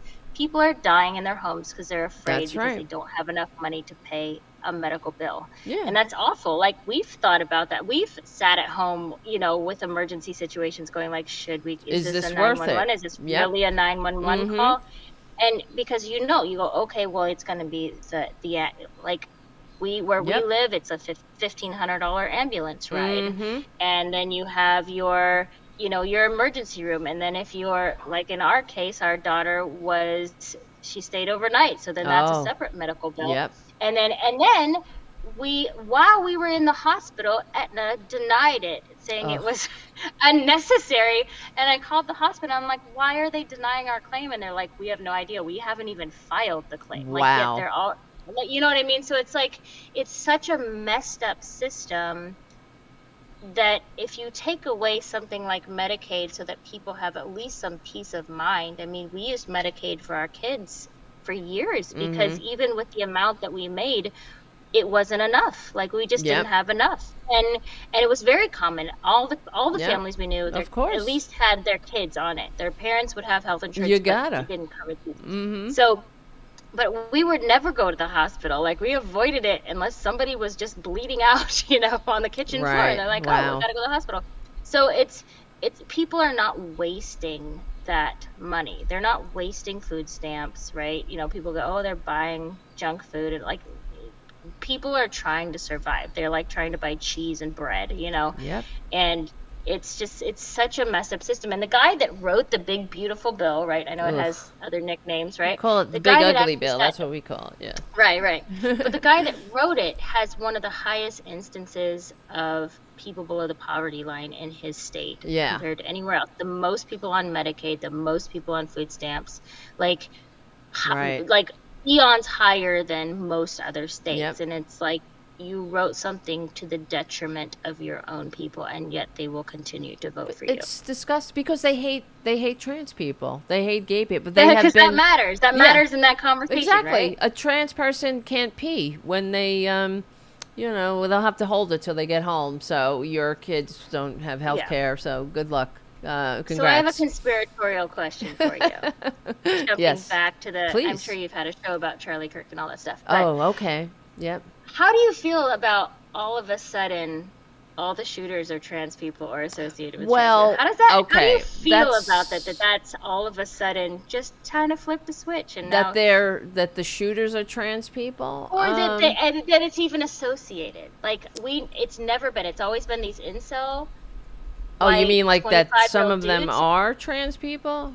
Or I just feel like it's very strange that all of a sudden, like after they were like, well, what if trans people shot up a bunch of people? Now all of a sudden they're like, well, he's associated with transfers. I feel like it doesn't feel very real to me. It feels very staged because we've never had an issue with trans people shooting up anything. No. All of a sudden, after they've been talking about it, all of a sudden now that well, they have, you know what I mean? yeah. No, they have made the fact is I think of 100. Let me look at the exact stats. Yeah, it's like 0. Yeah, it's like 1 or 2. Yeah, there has been how many trans shooters? Let's see, shooters. See, they just saw another opportunity to divide people. Really, Right. I just feel like it just feels not real. I'll be honest. It doesn't feel real to me that all of a sudden major shootings have anything to do with trans people. Like I Right. feel like that or this hmm. this trend that everybody's riding on their bullets at these. Oh, at these that's bullshit. That is fucking like, bullshit. what- These are what- late. which Oh is- yeah, which yeah. is No one is how doing they- that. It's how they lead it in. They're like, well, we know what this person was and what their ideology was because they wrote it on the bullet. No. I mean, right? that's Cash I'm like, Patel. That is a Yeah. conspiracy. He said it was a Sharpie. I mean, is He's Sharpie going to full stay of on shit. something after that kind of kinetic energy? Exactly. Like markers going to He stay didn't on a even. bullet? He just got to the scene, and then they didn't even sweep the scene. And this asshole picks up a bullet and is showing it and posting about it. marker? Give me a break. Like, why would markers stay on a Everyone, bullet? yeah, everyone's. That's don't very know. sus. Well, I guess my point is Mm-hmm. I don't think trans people are involved at all. I No, really no. don't. Well, Like, here's I the think- here's and the I- stats. Here's yeah. the stats. Out of over 14, let me see. It's not 14. 4,100 mass shootings since Can you believe that? 4,100 mass shootings since 2018. 4 have involved suspects identified as trans or Guess what? They were non-binary. all in the last 5 minutes, right? Right. Because that's the buzzword. And yes, and just 2 are widely agreed to have clear documentation regarding the shooter's transgender status. So the other 2 are iffy, and Weren't the they saying overwhelming. they wanted you had to like if you were trans, you had to like do a background check to get a gun or something. Well, that's like what they that. want Like, to turn what? trans people into a they're- domestic terrorists. That's what they're doing. they only want trans people to get background Yeah. checked Well, for this guns. is the thing. Well, Republicans are, they can't destroy the grand experiment in liberal democracy without dividing people, and they're not getting the same bang for their buck out of gay people anymore because people don't care anymore. People don't give a shit, and especially young people. It doesn't matter. That's because it's everything I was saying when I was young, when they, made a big deal about bullshit like, there was a kiss on L.A. Law that looked like it was like you're kissing your grandmother on the cheek, and it was like she's supposed to be a lesbian kiss, but it was like it just was the stupidest thing. They made a big deal about, nobody cares anymore. Nobody cares now. They have gay characters on TV. There's gay whatever. No one cares. Actors playing gay people. That used to be a big thing. They would ruin their careers. Now it doesn't matter, and so there has to be somebody in the barrel for Republicans, and with trans people, because it's very triggering to them, because they're very obsessed with the pee-pee. Bathroom. Yeah. Yes, the Republicans they're the pee-pee patrol. They want to know your pee-pee. They're very obsessed with it. But pedophiles are bad, right? Yes. Pedophiles are bad, but I need to check out your pee-pee before you go to that. Right. Yes. But there's a lot of. They just got some other guy who was I heard some Republican. I had it in my queue in case I got to it. Was it an older white male man? Yes. Like male straight guy? Yes. That is shocking. See. One of these. Oh yeah. They all look the same. Some judge or something. I don't know. I had it in my list somewhere. But yeah, it was like found with child sexual assault material. This is what they are. I mean, they're fucked up. It's like this R.J. May guy. That's a recent guy from, I think, where is he from? R.J. May. He's the most disgusting, and it's so pathological. Because he was the head of South Carolina, head of the Freedom Caucus, big MAGA, MAGA RJ May, MAGA May, and all this, right? And families, very anti-gay, very all pro-family, got to protect the children, and he's the most disgusting. He got indicted on child sexual assault material, trading with another bottom feeding parasite scumbag, while doing the business of the people. They traced his locations. He was like in the South Carolina Capitol, trading child abuse material. And also went on trips to different countries, Argentina, to sexually abuse children.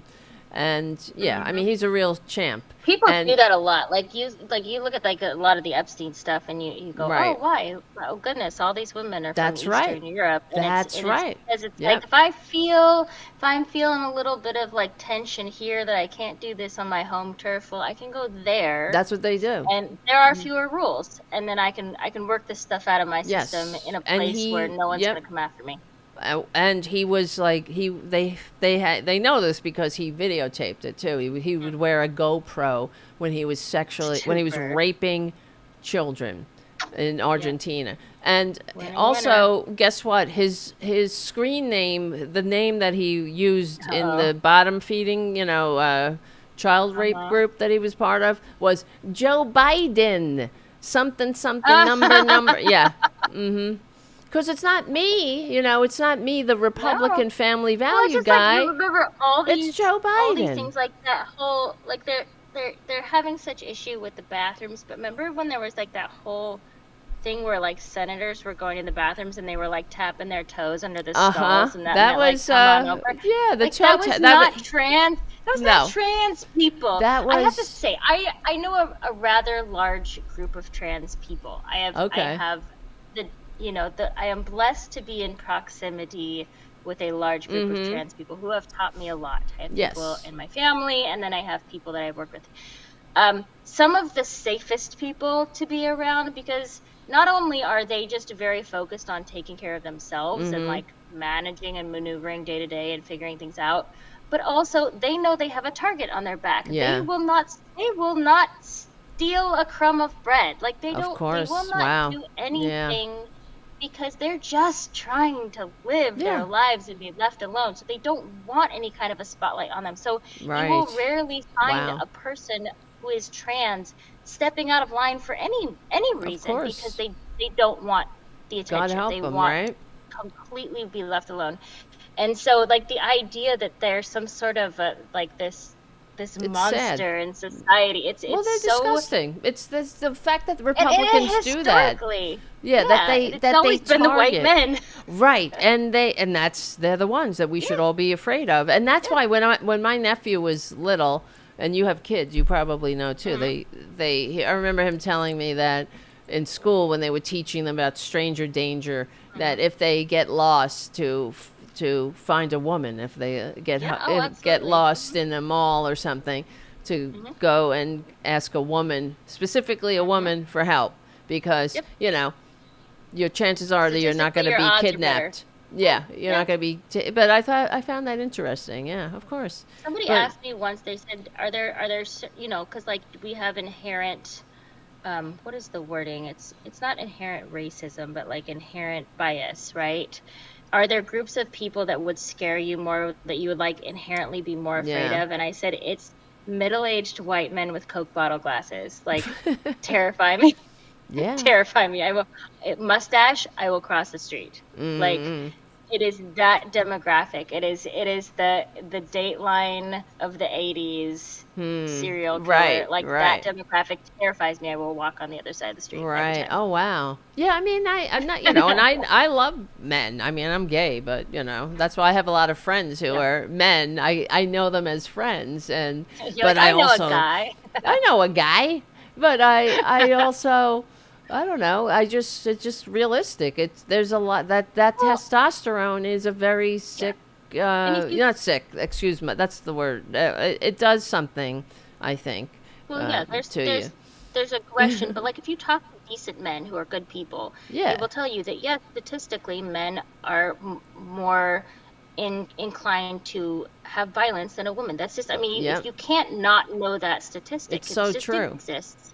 It's so When you true. have aggression and aggressor, when you have any kind of a crime, any kind of domestic violence, like it's in the 90% Yeah. men versus women, and it's like, and but that, so men recognize that. If they've got any kind of head on their shoulders, they recognize that, and most men are pretty decent, and they understand that. But also, that's not a conversation that anyone's having as to why that is, right? It's Right. not just about strength and size. It's about things that we're taught as a society and rules that we're taught, that men have this kind of powerful aggression. Like, I was talking to my husband this week about how if I could take away one thing with the way we're taught and emotions and feelings, it would be this idea that you need people to be tough. I do not give a Right. shit about being tough. All I think right. tough is Yep. the least important quality. I think compassion is more important. You're right. Strength is great. Toughness doesn't mean anything. All toughness means is that you are just like, you're not allowed to cry. You got to handle the hard stuff Right. all the time, and like not have a feeling about, like, I don't care Right. about tough. It's And I bullshit think too. we're still teaching it. And it's like, even Yeah. in sports Well, and school, they now, still do the thing where exactly. they pick the kid last for the team. Like, why are we still Oh. doing that? Why make kids hate sports? They go, oh, it's to make them tough. Right. They don't need to Oh be. wow. They need Make to them love tough. sports and Huh. try hard.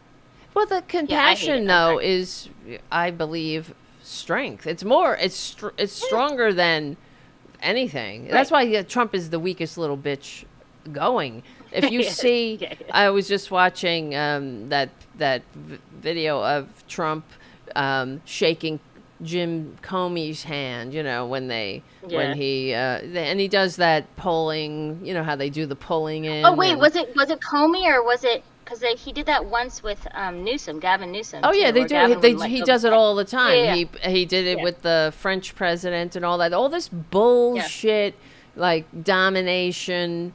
Pulling back and forth. Like he's pulling him, and he's Yeah. back and forth. And he's just a weak little bitch. But it's all this, You would and think that's he'd the be game. worried about the makeup on his hands. Right, you right, think. right. Well, that was back. I guess this was in the first maladministration. But I mean, he's like, Trump is the weakest little bitch in the world. He really is. I mean, from everything. The fact that yeah. he cheats in golf. that Yeah. that he's a liar, that he lies about his height and weight, is Yeah, weak. He's weak. I think the most basic things you can learn about Donald Trump is like how you explain him to your children, Oh right? God, how do 'Cause you? my kids, Do you? my kids, so my youngest kids are 6 and 9, and they, my youngest thinks of him as a robber. That's like the worst thing he can think of is a robber. Wow. But they go, why is he so mean? Like, why does he talk like that when poor he's on things, TV? Or right? why? Well, because they know some things. I mean, we try to like not pour the Yeah, Trump yeah, administration of over their course. head, But You want but them to when I have a explain happy it to them, like, childhood, not like my yeah. not like mine and my adulthood. Right. But like it's kind of like, here's a person who's proof that money doesn't make you Yeah, human, that's the right? truth. Money doesn't make you a good person. Here's what it means to not have your parents tuck you into bed at night, right? That's or not ever say I love you, or have a nanny raise you your whole Right. life, or tell you that you're like Trump did with his kids, and like his father did with him. Like, he couldn't relate to them until they were 18 years old and he could talk to them about finances. Wow. He didn't know how to read them a story, right? He'd never had a story read to him. And so I said, this is why when we put you to bed at night, we say we love you. We tuck you in. We both come to see you. We help you brush your teeth. We read you a story. We talk to your teachers. Like, we are active in your life, and you know that we love you by, Right. even if sometimes we don't say it, we show it, right? And then sometimes we do say it. I said, this is what happens when you don't have any of that stuff. Wow. And his choices are still his choices, but money doesn't make that better. Like, money doesn't love you. Having a dad with $1 billion in a tower doesn't like this is what happens as a result. So, when you're grown up, if you choose to have kids, read to them before you go to work, right? Like, do the things, prioritize the love stuff before Right. you do the money making stuff. And I guess in some ways it helps me to have compassion more Well, for Trump, but very, yeah, very. I have no compassion because he's a Very low. sociopath. There's no. I think He I don't is, know. I he mean, is. there's I don't know if there's been a. Well, I mean, so many people There have will done be so much many damage. things Yeah, but the he's done. textbooks. Yeah, he's done so much damage Yeah. and he's unremorseful. There's no redeeming qualities to him. Right. Like, even But he's Hitler shown us. had. I Right. mean, when you think about Hitler, was a scumbag, of course, right? Right. Too, but he was a true. I don't know. He was a true believer, and in the I end, don't think like, Trump believes in anything. Trump no, Trump is just like, what group is going to make me the most yeah, popular and most money, and I'm going to be part that's of that it. group. His only ideology is himself, and like, That's even like marketing. in the bunker, Hitler dictated his last screed, which ended up being just another screed against Jews, of course, right? So Right. even at the end, he was still like hanging on to that bullshit. Interesting. Yeah, Trump was in a bunker. Trump was in a bunker on January 6th, and he was silent. right. I mean, well, he was enjoying every minute of all of his minions destroying the citadel of democracy, and the fact that Americans voted for that again, it should be, that's what really gets me mad. Yeah. That Yeah. they saw that, and that the Yeah. corporate media will go and interview them and say, "Oh, how you feeling? How's your vote working out for you?" When And they're like, "Fine." yeah, and or some they did a story about how small businesses are going out of business because of Trump's tariffs, but they still don't regret their vote. When the only question they should ask them is, "How dare you? Why? Why? You saw that insurrection, and all you care about is what?" And, The thing that blew my mind is, so we sort of had the podcast tech bro boom between Trump administrations, and just the idea that these people who didn't vote for him before in this Right. kind of Silicon Valley sector all of a sudden did vote for him. I was just like, is money really? It's money. I guess money is that's the all most that important thing. matters. Yeah. But then, like this week, when he declared that was it H-1B, HB1, the visas that for people to hire foreign workers for these like tech companies, which were like $1,000, are now going to be $100,000 a piece. And I'm like, there goes Silicon Oh, Valley. You just well. lost them, right? Oh, So it's like, mm-hmm. I'm like, too bad, so sad. You voted for this. You Yeah. know, like $100,000 a person, and you're gonna do that for your company? Really? Wow. That's And amazing. then, yeah, and it's just going to get worse because if they don't do something about the Obamacare subsidies and all that, Mhm. the health insurance is going to get even more expensive. The premiums are going to go up Yeah, 75%. yeah. Oh, But even for eggs, but the people who price of eggs. have. Oh, eggs. Eggs. This is Eggs. Tara Jr. He wanted to come up. Tara Jr.'s a boy. I love He it. is. I He's love a good it, Tara boy. Jr. Isn't he nice? Aw, Yeah, he's the buddy. producer of the show, right? I figured. I figured. That's what we call him because he's always like trying to get up and yeah. Yeah. Yeah. Well, All anyway, right. Ellie, we're about to wrap up and I'm sure you're Yeah, we are. tired. We almost have 5 minutes for the show, but I want to thank you for Yeah, of joining course. tonight. And every time you're available, I appreciate that. And, reaching out and staying connected and giving me hope. Really, you do. Yeah, You're I'm giving me trying. hope. We got to give each other hope at this time. And Yes. what I noticed, because I was sharing earlier in the chat or in the show that, how stressed out I am in general, and people are sharing like we're all stressed out. It's so true. Everyone is stressed. Yeah, Right? it is. I had a little meltdown myself yesterday, but I think Mm. we have to let ourselves melt down. I think that's okay. I think we try to like hold on and be strong all the time, Yeah. and we forget that when you just kind of let go and just be a mess for 20 minutes or You whatever, can do that. it's You're cathartic allowed. and you And feel we're better. yeah, we're all not down at the same time. That's Hmm. Yeah, have your people around you so you can be like, my day sucked, here's why. And they right. can say, oh, that sucks, I'm sorry. And then, you're there for them when they need it. And it just, Right. you got to have somewhere to dump. You can't hold this stuff all the That's time. right. And we will get through this. We will. Yep. Oh, We we're going to will. win. Like, We will. authoritarianism is not sustainable. It's never been sustained in history. It's always fallen apart. The leaders have always disappeared. Like, Right. it's just, And it's not sustainable. maybe this is what we need to wake people up. I've been saying this for a long time, but Yeah. it's I hope at this point people will wake up and understand that greed should not be the only American value. It should be let's get back to e pluribus unum, and hopefully we will.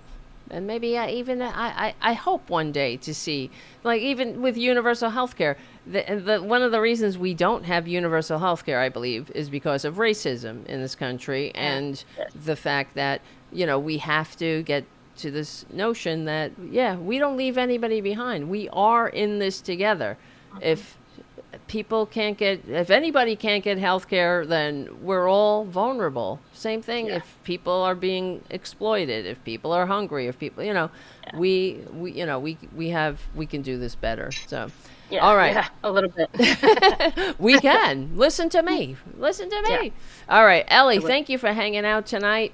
Thank you for having me. Yes, and check out Ellie on Red Pencil Script. We're not quite done yet, guys. I'm just going to say goodbye to Ellie, and then I will wrap it up. I will Talk to see you guys later. Good night. Good night. See you Bye. soon. Thank you, Ellie. Ellie Leonard, everybody, who is awesome, in case you haven't noticed. No, I know you have. I know you like. She's a fan favorite. So thank you, guys. I am here. We're still here. Oh, wait. My camera's gone. Hold on. I got to put my camera back on. Hold on. There we go. All right. Oh, guys. Become a patron at patreon.com/Tara Devlin. And also, if you can, well, you can. Remember to subscribe to my Substack, please, because I'm doing a lot of writing on the Substack and a lot of videos and other things, but it keeps the show going and growing. I really need to build these channels up, as you can tell, because I don't know. If you want the liberal media, if you want Katie Tur, you got her, but if you want an actual liberal media, I can't do it without you. So please, I'm not trying to be annoying. I'm not trying to e-beg constantly. I hate it. If I ever hit the lottery, the e-begging would stop. But there's the music. We might stay on a little bit after the music, so if you feel like sticking around, I have one more thing perhaps to discuss. and it's not e-begging related. All right, we will win. My name is Tara Devlin. Thank you, Ellie, for hanging out. I love Ellie. She's good. She's good for my soul. So please subscribe to her Substack as you're subscribing to my Substack. Okay, guys?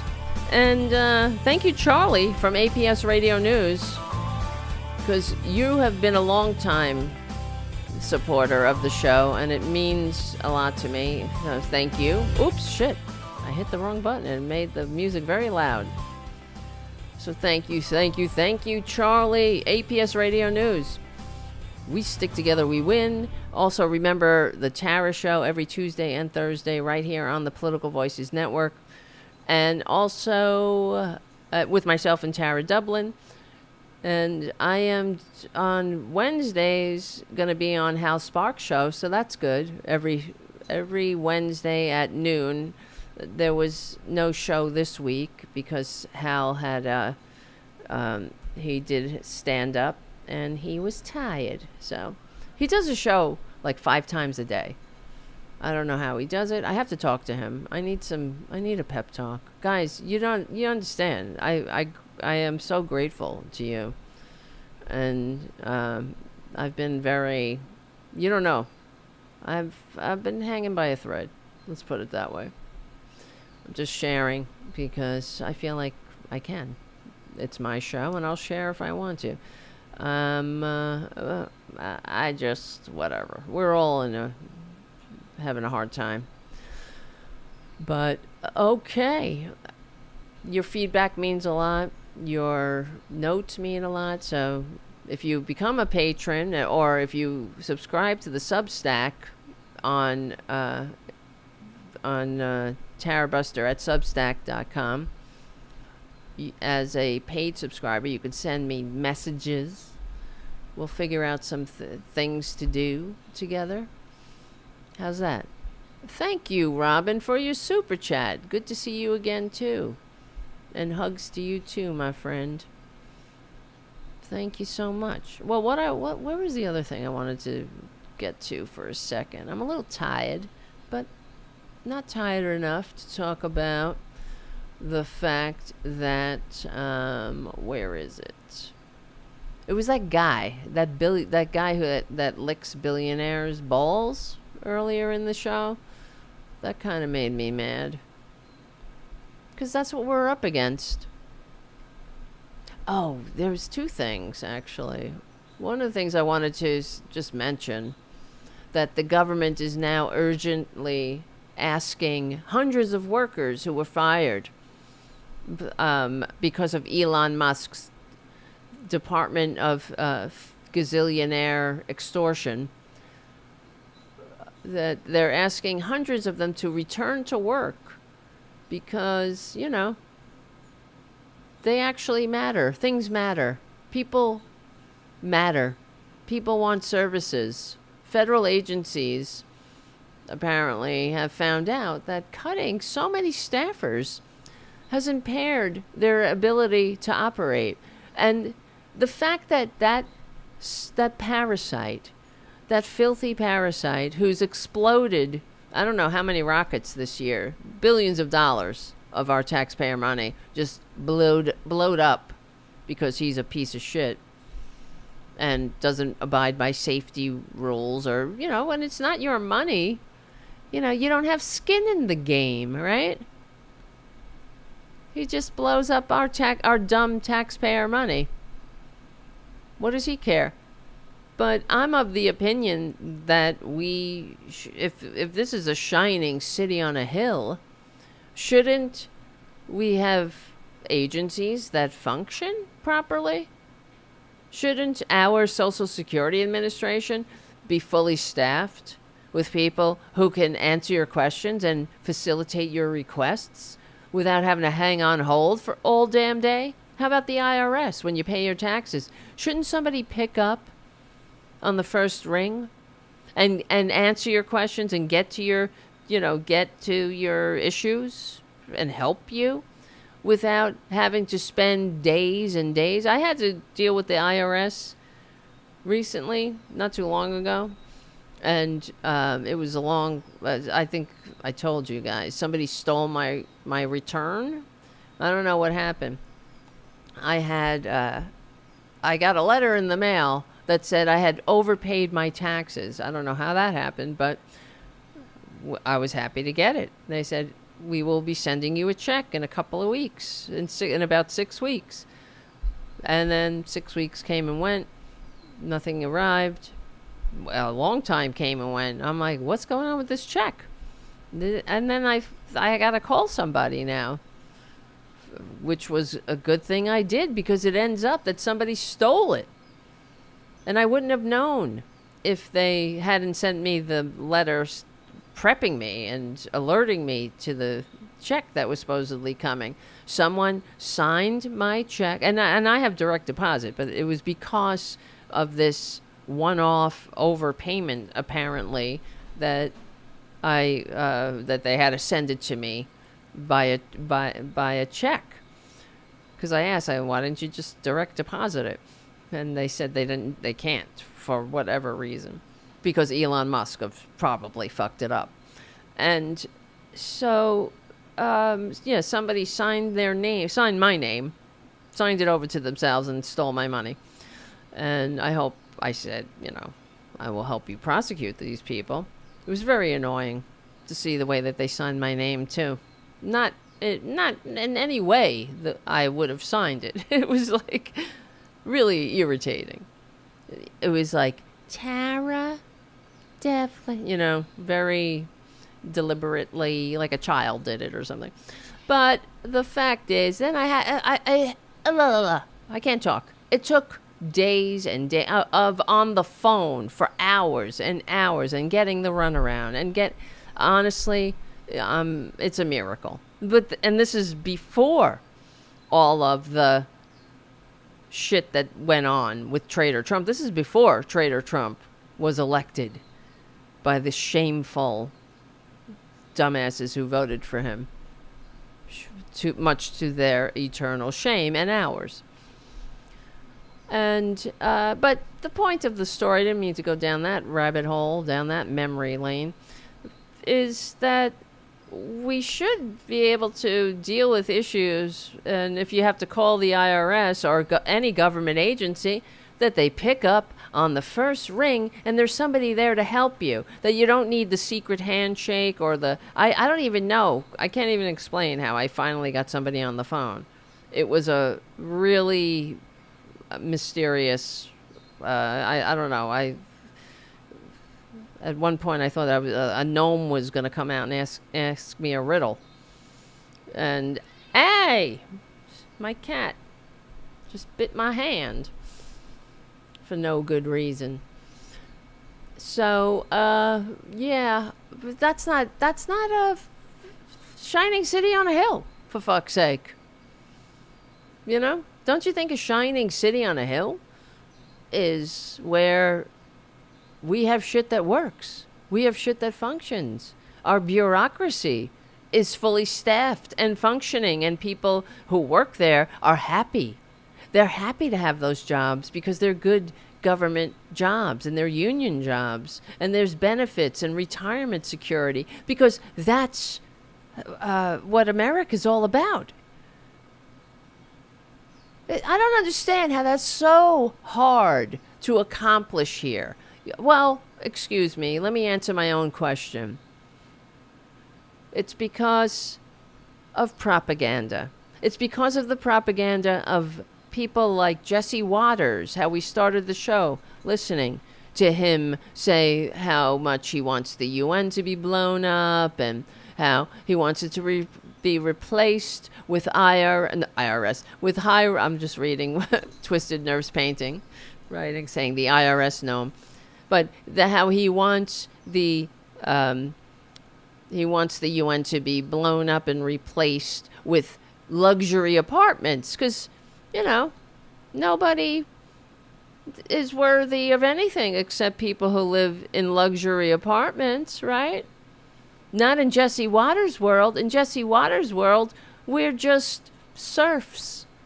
We're just peons, plebeians to be exploited and discarded. As Ayn Rand said, what are the masses but fuel to be used by those who deserve it? Right? That's what she said. That's their hero. Don't you notice how Republicans, they have the worst heroes, the people they look up to. They claim to love Jesus. They claim to love the socialist hippie that hung out with a bunch of dudes and gave out health care for free to to the gay lovers of centurions. All right, Junior, get down. You hear how he talks to me? Do you hear the way he's talking to me? Get down. Oops. Be careful. Oh, brother. Yeah, so they're asking people to come back to work, but not enough, unfortunately. I hate these people legally and peacefully. You know what? I'm so sick of it. Can we get to the revolution legally and peacefully? For God's sakes, right? Oh, I also wanted to mention another study. A new study reveals the correlation between Trump's repeated falsehoods and public misperceptions. Public misperceptions. Come on, corporate media. You see, this is the thing, guys. I'm reading this because I want to remind everybody, in case you didn't know, that this is the liberal media. You're looking at it, and it's the only hope we got. All right? It's the truth. Propaganda works. In order to take back our country, we're going to need people like me. People like, the corporate media is not helping. They're the part of the problem. And yes, exactly, Teresa on the chat. Ayn Rand ended up poor and living on government dole, as well as, the people that she vilified. She called them takers, right? Parasites. Useless eaters. Well, Ayn Rand found out when her filthy 3-pack a day smoking habit, she must have stunk, that lady. Dirty, filthy, rotten lung and her smelly breath. Ugh. Spewing her poison about how altruism is evil. Praising child murderer and dismemberer William Hickman as a real man who didn't care about what others thought, right? That's her hero. That's the hero of Uncle Clarence Thomas and the other Republicans. Yeah, Ayn Rand, who went on Social Security and Medicare when she got cancer from her filthy 3-pack a day smoking habit, and found out that doctors cost more than books earned, she said.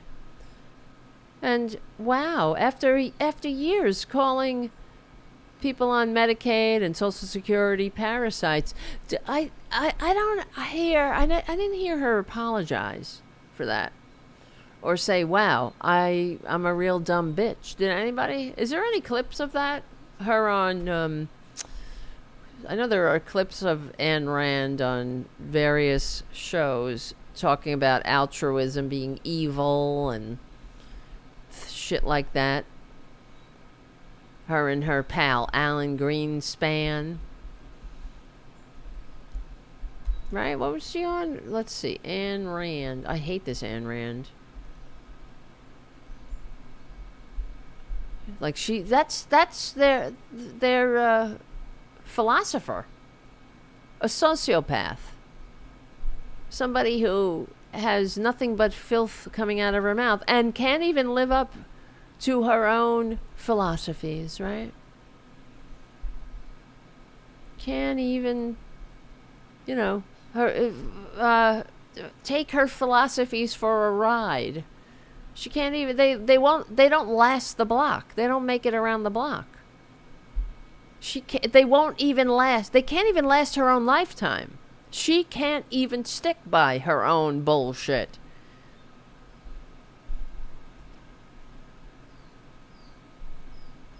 Somebody just sent me a Starbucks gift card? Oh, that was Ellie. What the hell, Ellie? Thank you, Ellie. She goes on the show and she sends a Starbucks gift card. She said, "Oh, Ellie, you don't know me well yet, huh? You may not drink coffee," she said. But I took the chance. Thank you.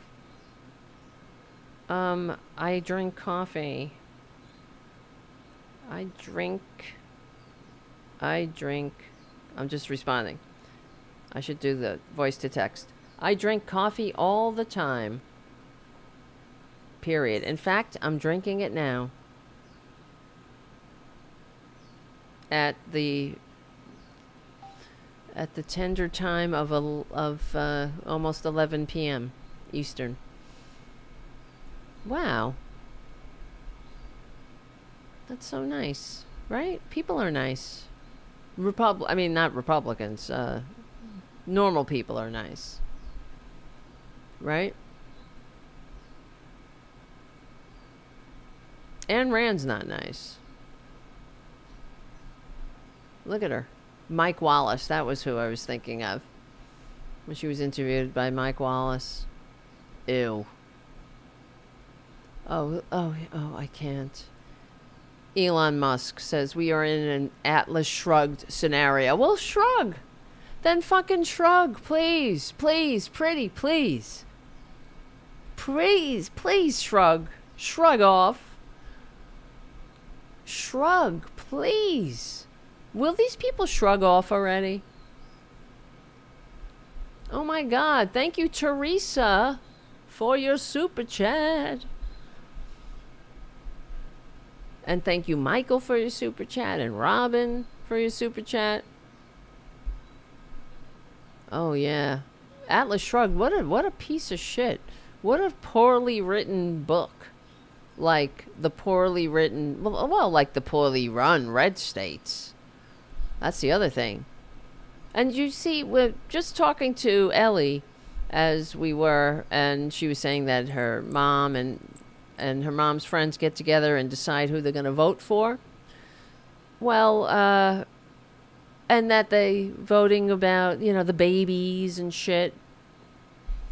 Well,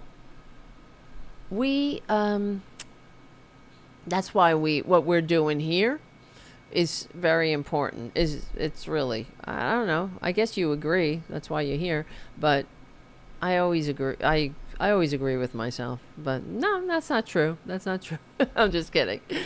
I am saying one thing I agree with is that without shows like this, I'm sorry. I know I'm not trying to pat myself on the back, but I'm doing the show because if just 5 more people hear the message, and I hope more than 5, of the progressive policies that built the middle class to begin with, and how we're going to take this country back from fascism, then I've done something, I'm somebody that saw the Twin Towers fall with my own eyes and joined the National Guard, so I don't like sitting on the sidelines. I want to be here and do my part. If I can sit here and talk, then maybe I can help. I love history. I love politics. Studying it, I should say. I don't want to live in fascism. I was fascinated by studying the rise and fall of the Third Reich. I didn't ever expect to be terrified that my own country was falling to fascism. I never thought in a million years. But here we are. And it is true. So how can we get this country back? and I wrote an article about this on my Substack, we will get the country back the same way Poland was able to pull back from fascism, with the help of the free and independent media. If we don't have that, we're done. You understand? Because the corporate media sucks. And what they did to Jimmy Kimmel, okay, that's just one small part. But he's, got a giant megaphone. And as we saw for a few days there, Sinclair and that other billionaire run Bright Star or something, they didn't play his show because the billionaires didn't want to, because they're Trumpanzees running Sinclair. And we shouldn't have to live or die under whether a billionaire can turn off our remotes on what we're watching. That's not freedom. That's not democracy. Which is why we had an FCC at one point that protected democracy, but we have been letting all of these regulations fall by the wayside, and for far too long. Here's the problem. I've been saying it for years, and you guys who've been around for a long time know that I've been saying this, that we have really skated by for many, many years under this false notion, this delusion, denial that billionaires weren't the problem.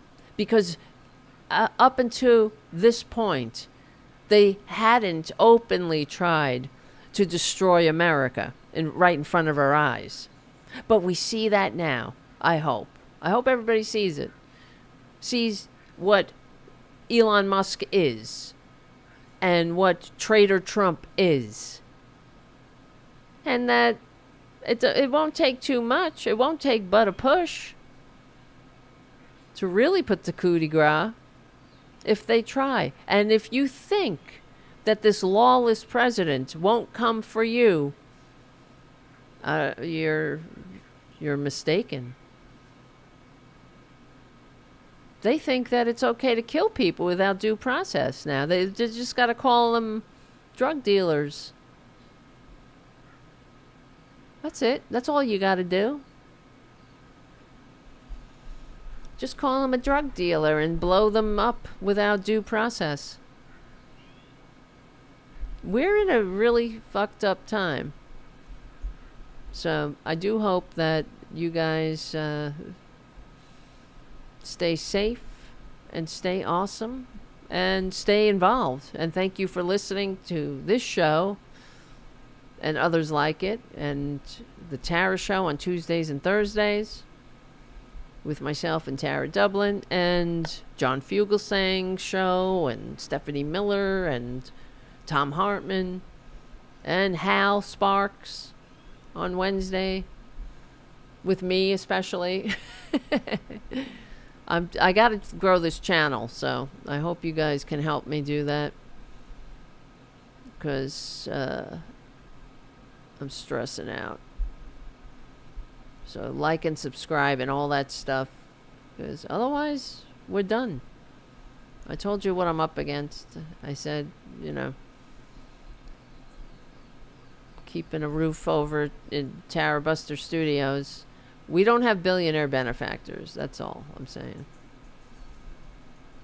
All right, I gotta go. There's other things. I wanted to get into the Charlie Kirk thing. We just went on. It's okay.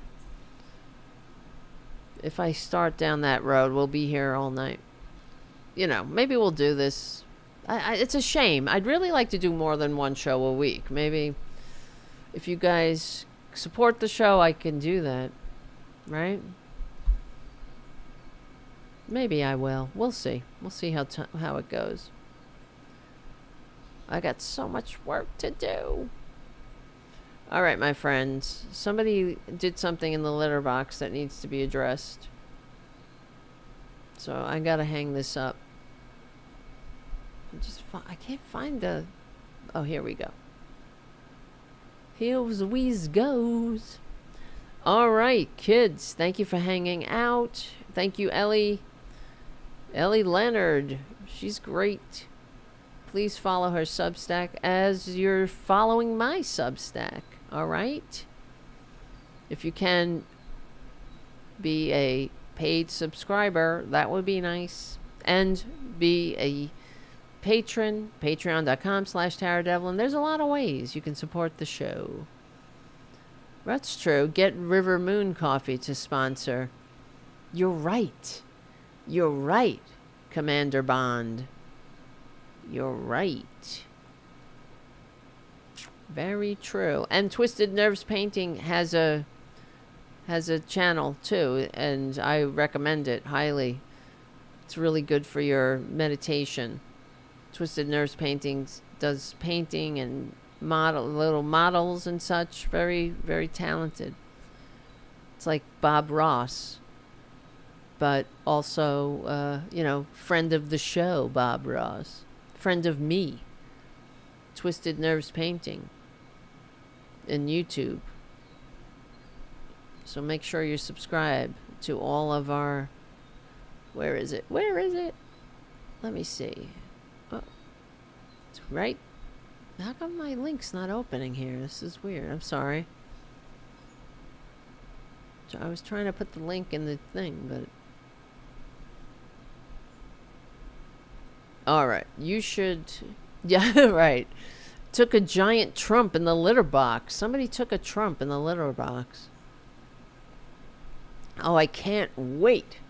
Oh, yes. Bob Ross with cats. That's true. Twisted Nerves Painting has some beautiful cats. Those beautiful Egyptian-looking cats. And on Patreon, too. That's right. Yes, and I can't wait for that great getting up morning. You know what I'm talking about, kids. That's going to be a good morning. All right, my loves. If you can, you know what to do. You know what to do. I can't say it anymore. And I'm just on the Substack. If you guys on the Substack can follow the YouTube channel, that will be helpful as well. I got to turn on the memberships. Right, that's what I need to do for the YouTube channel. Oh, Lordy, you got to do it. You got to do it. All right, I love you. You guys are great. Thank you for hanging out every Friday night right here on the Political Voices Network and on the Tarabuster YouTube channel, youtube.com/C4channel/Tarabuster. I love you. And I got to get unconscious, you know? I'm tired. In my dreams, there are no Republicans. And in my waking dreams, there are no Republicans. Jesus. I will. All right. Remember. Thank you, Charlie. APS Radio News. We will win. We will win. And thank you, Ellie, for hanging out. Ellie's such a nice person. Thank God. She's procreating. You know what I mean? We need people like that to have 1 million kids. Because we don't need no more scrubs out there. No more sociopath scrubs like Elon Musk. And, all right. We will win because we're on the right side of history, decency, dignity, democracy, humanity. Thank you all for hanging out tonight. My name is Tara Devlin. I will see you on Tuesday on the Tara Show. We stick together, we win. I'll see you soon.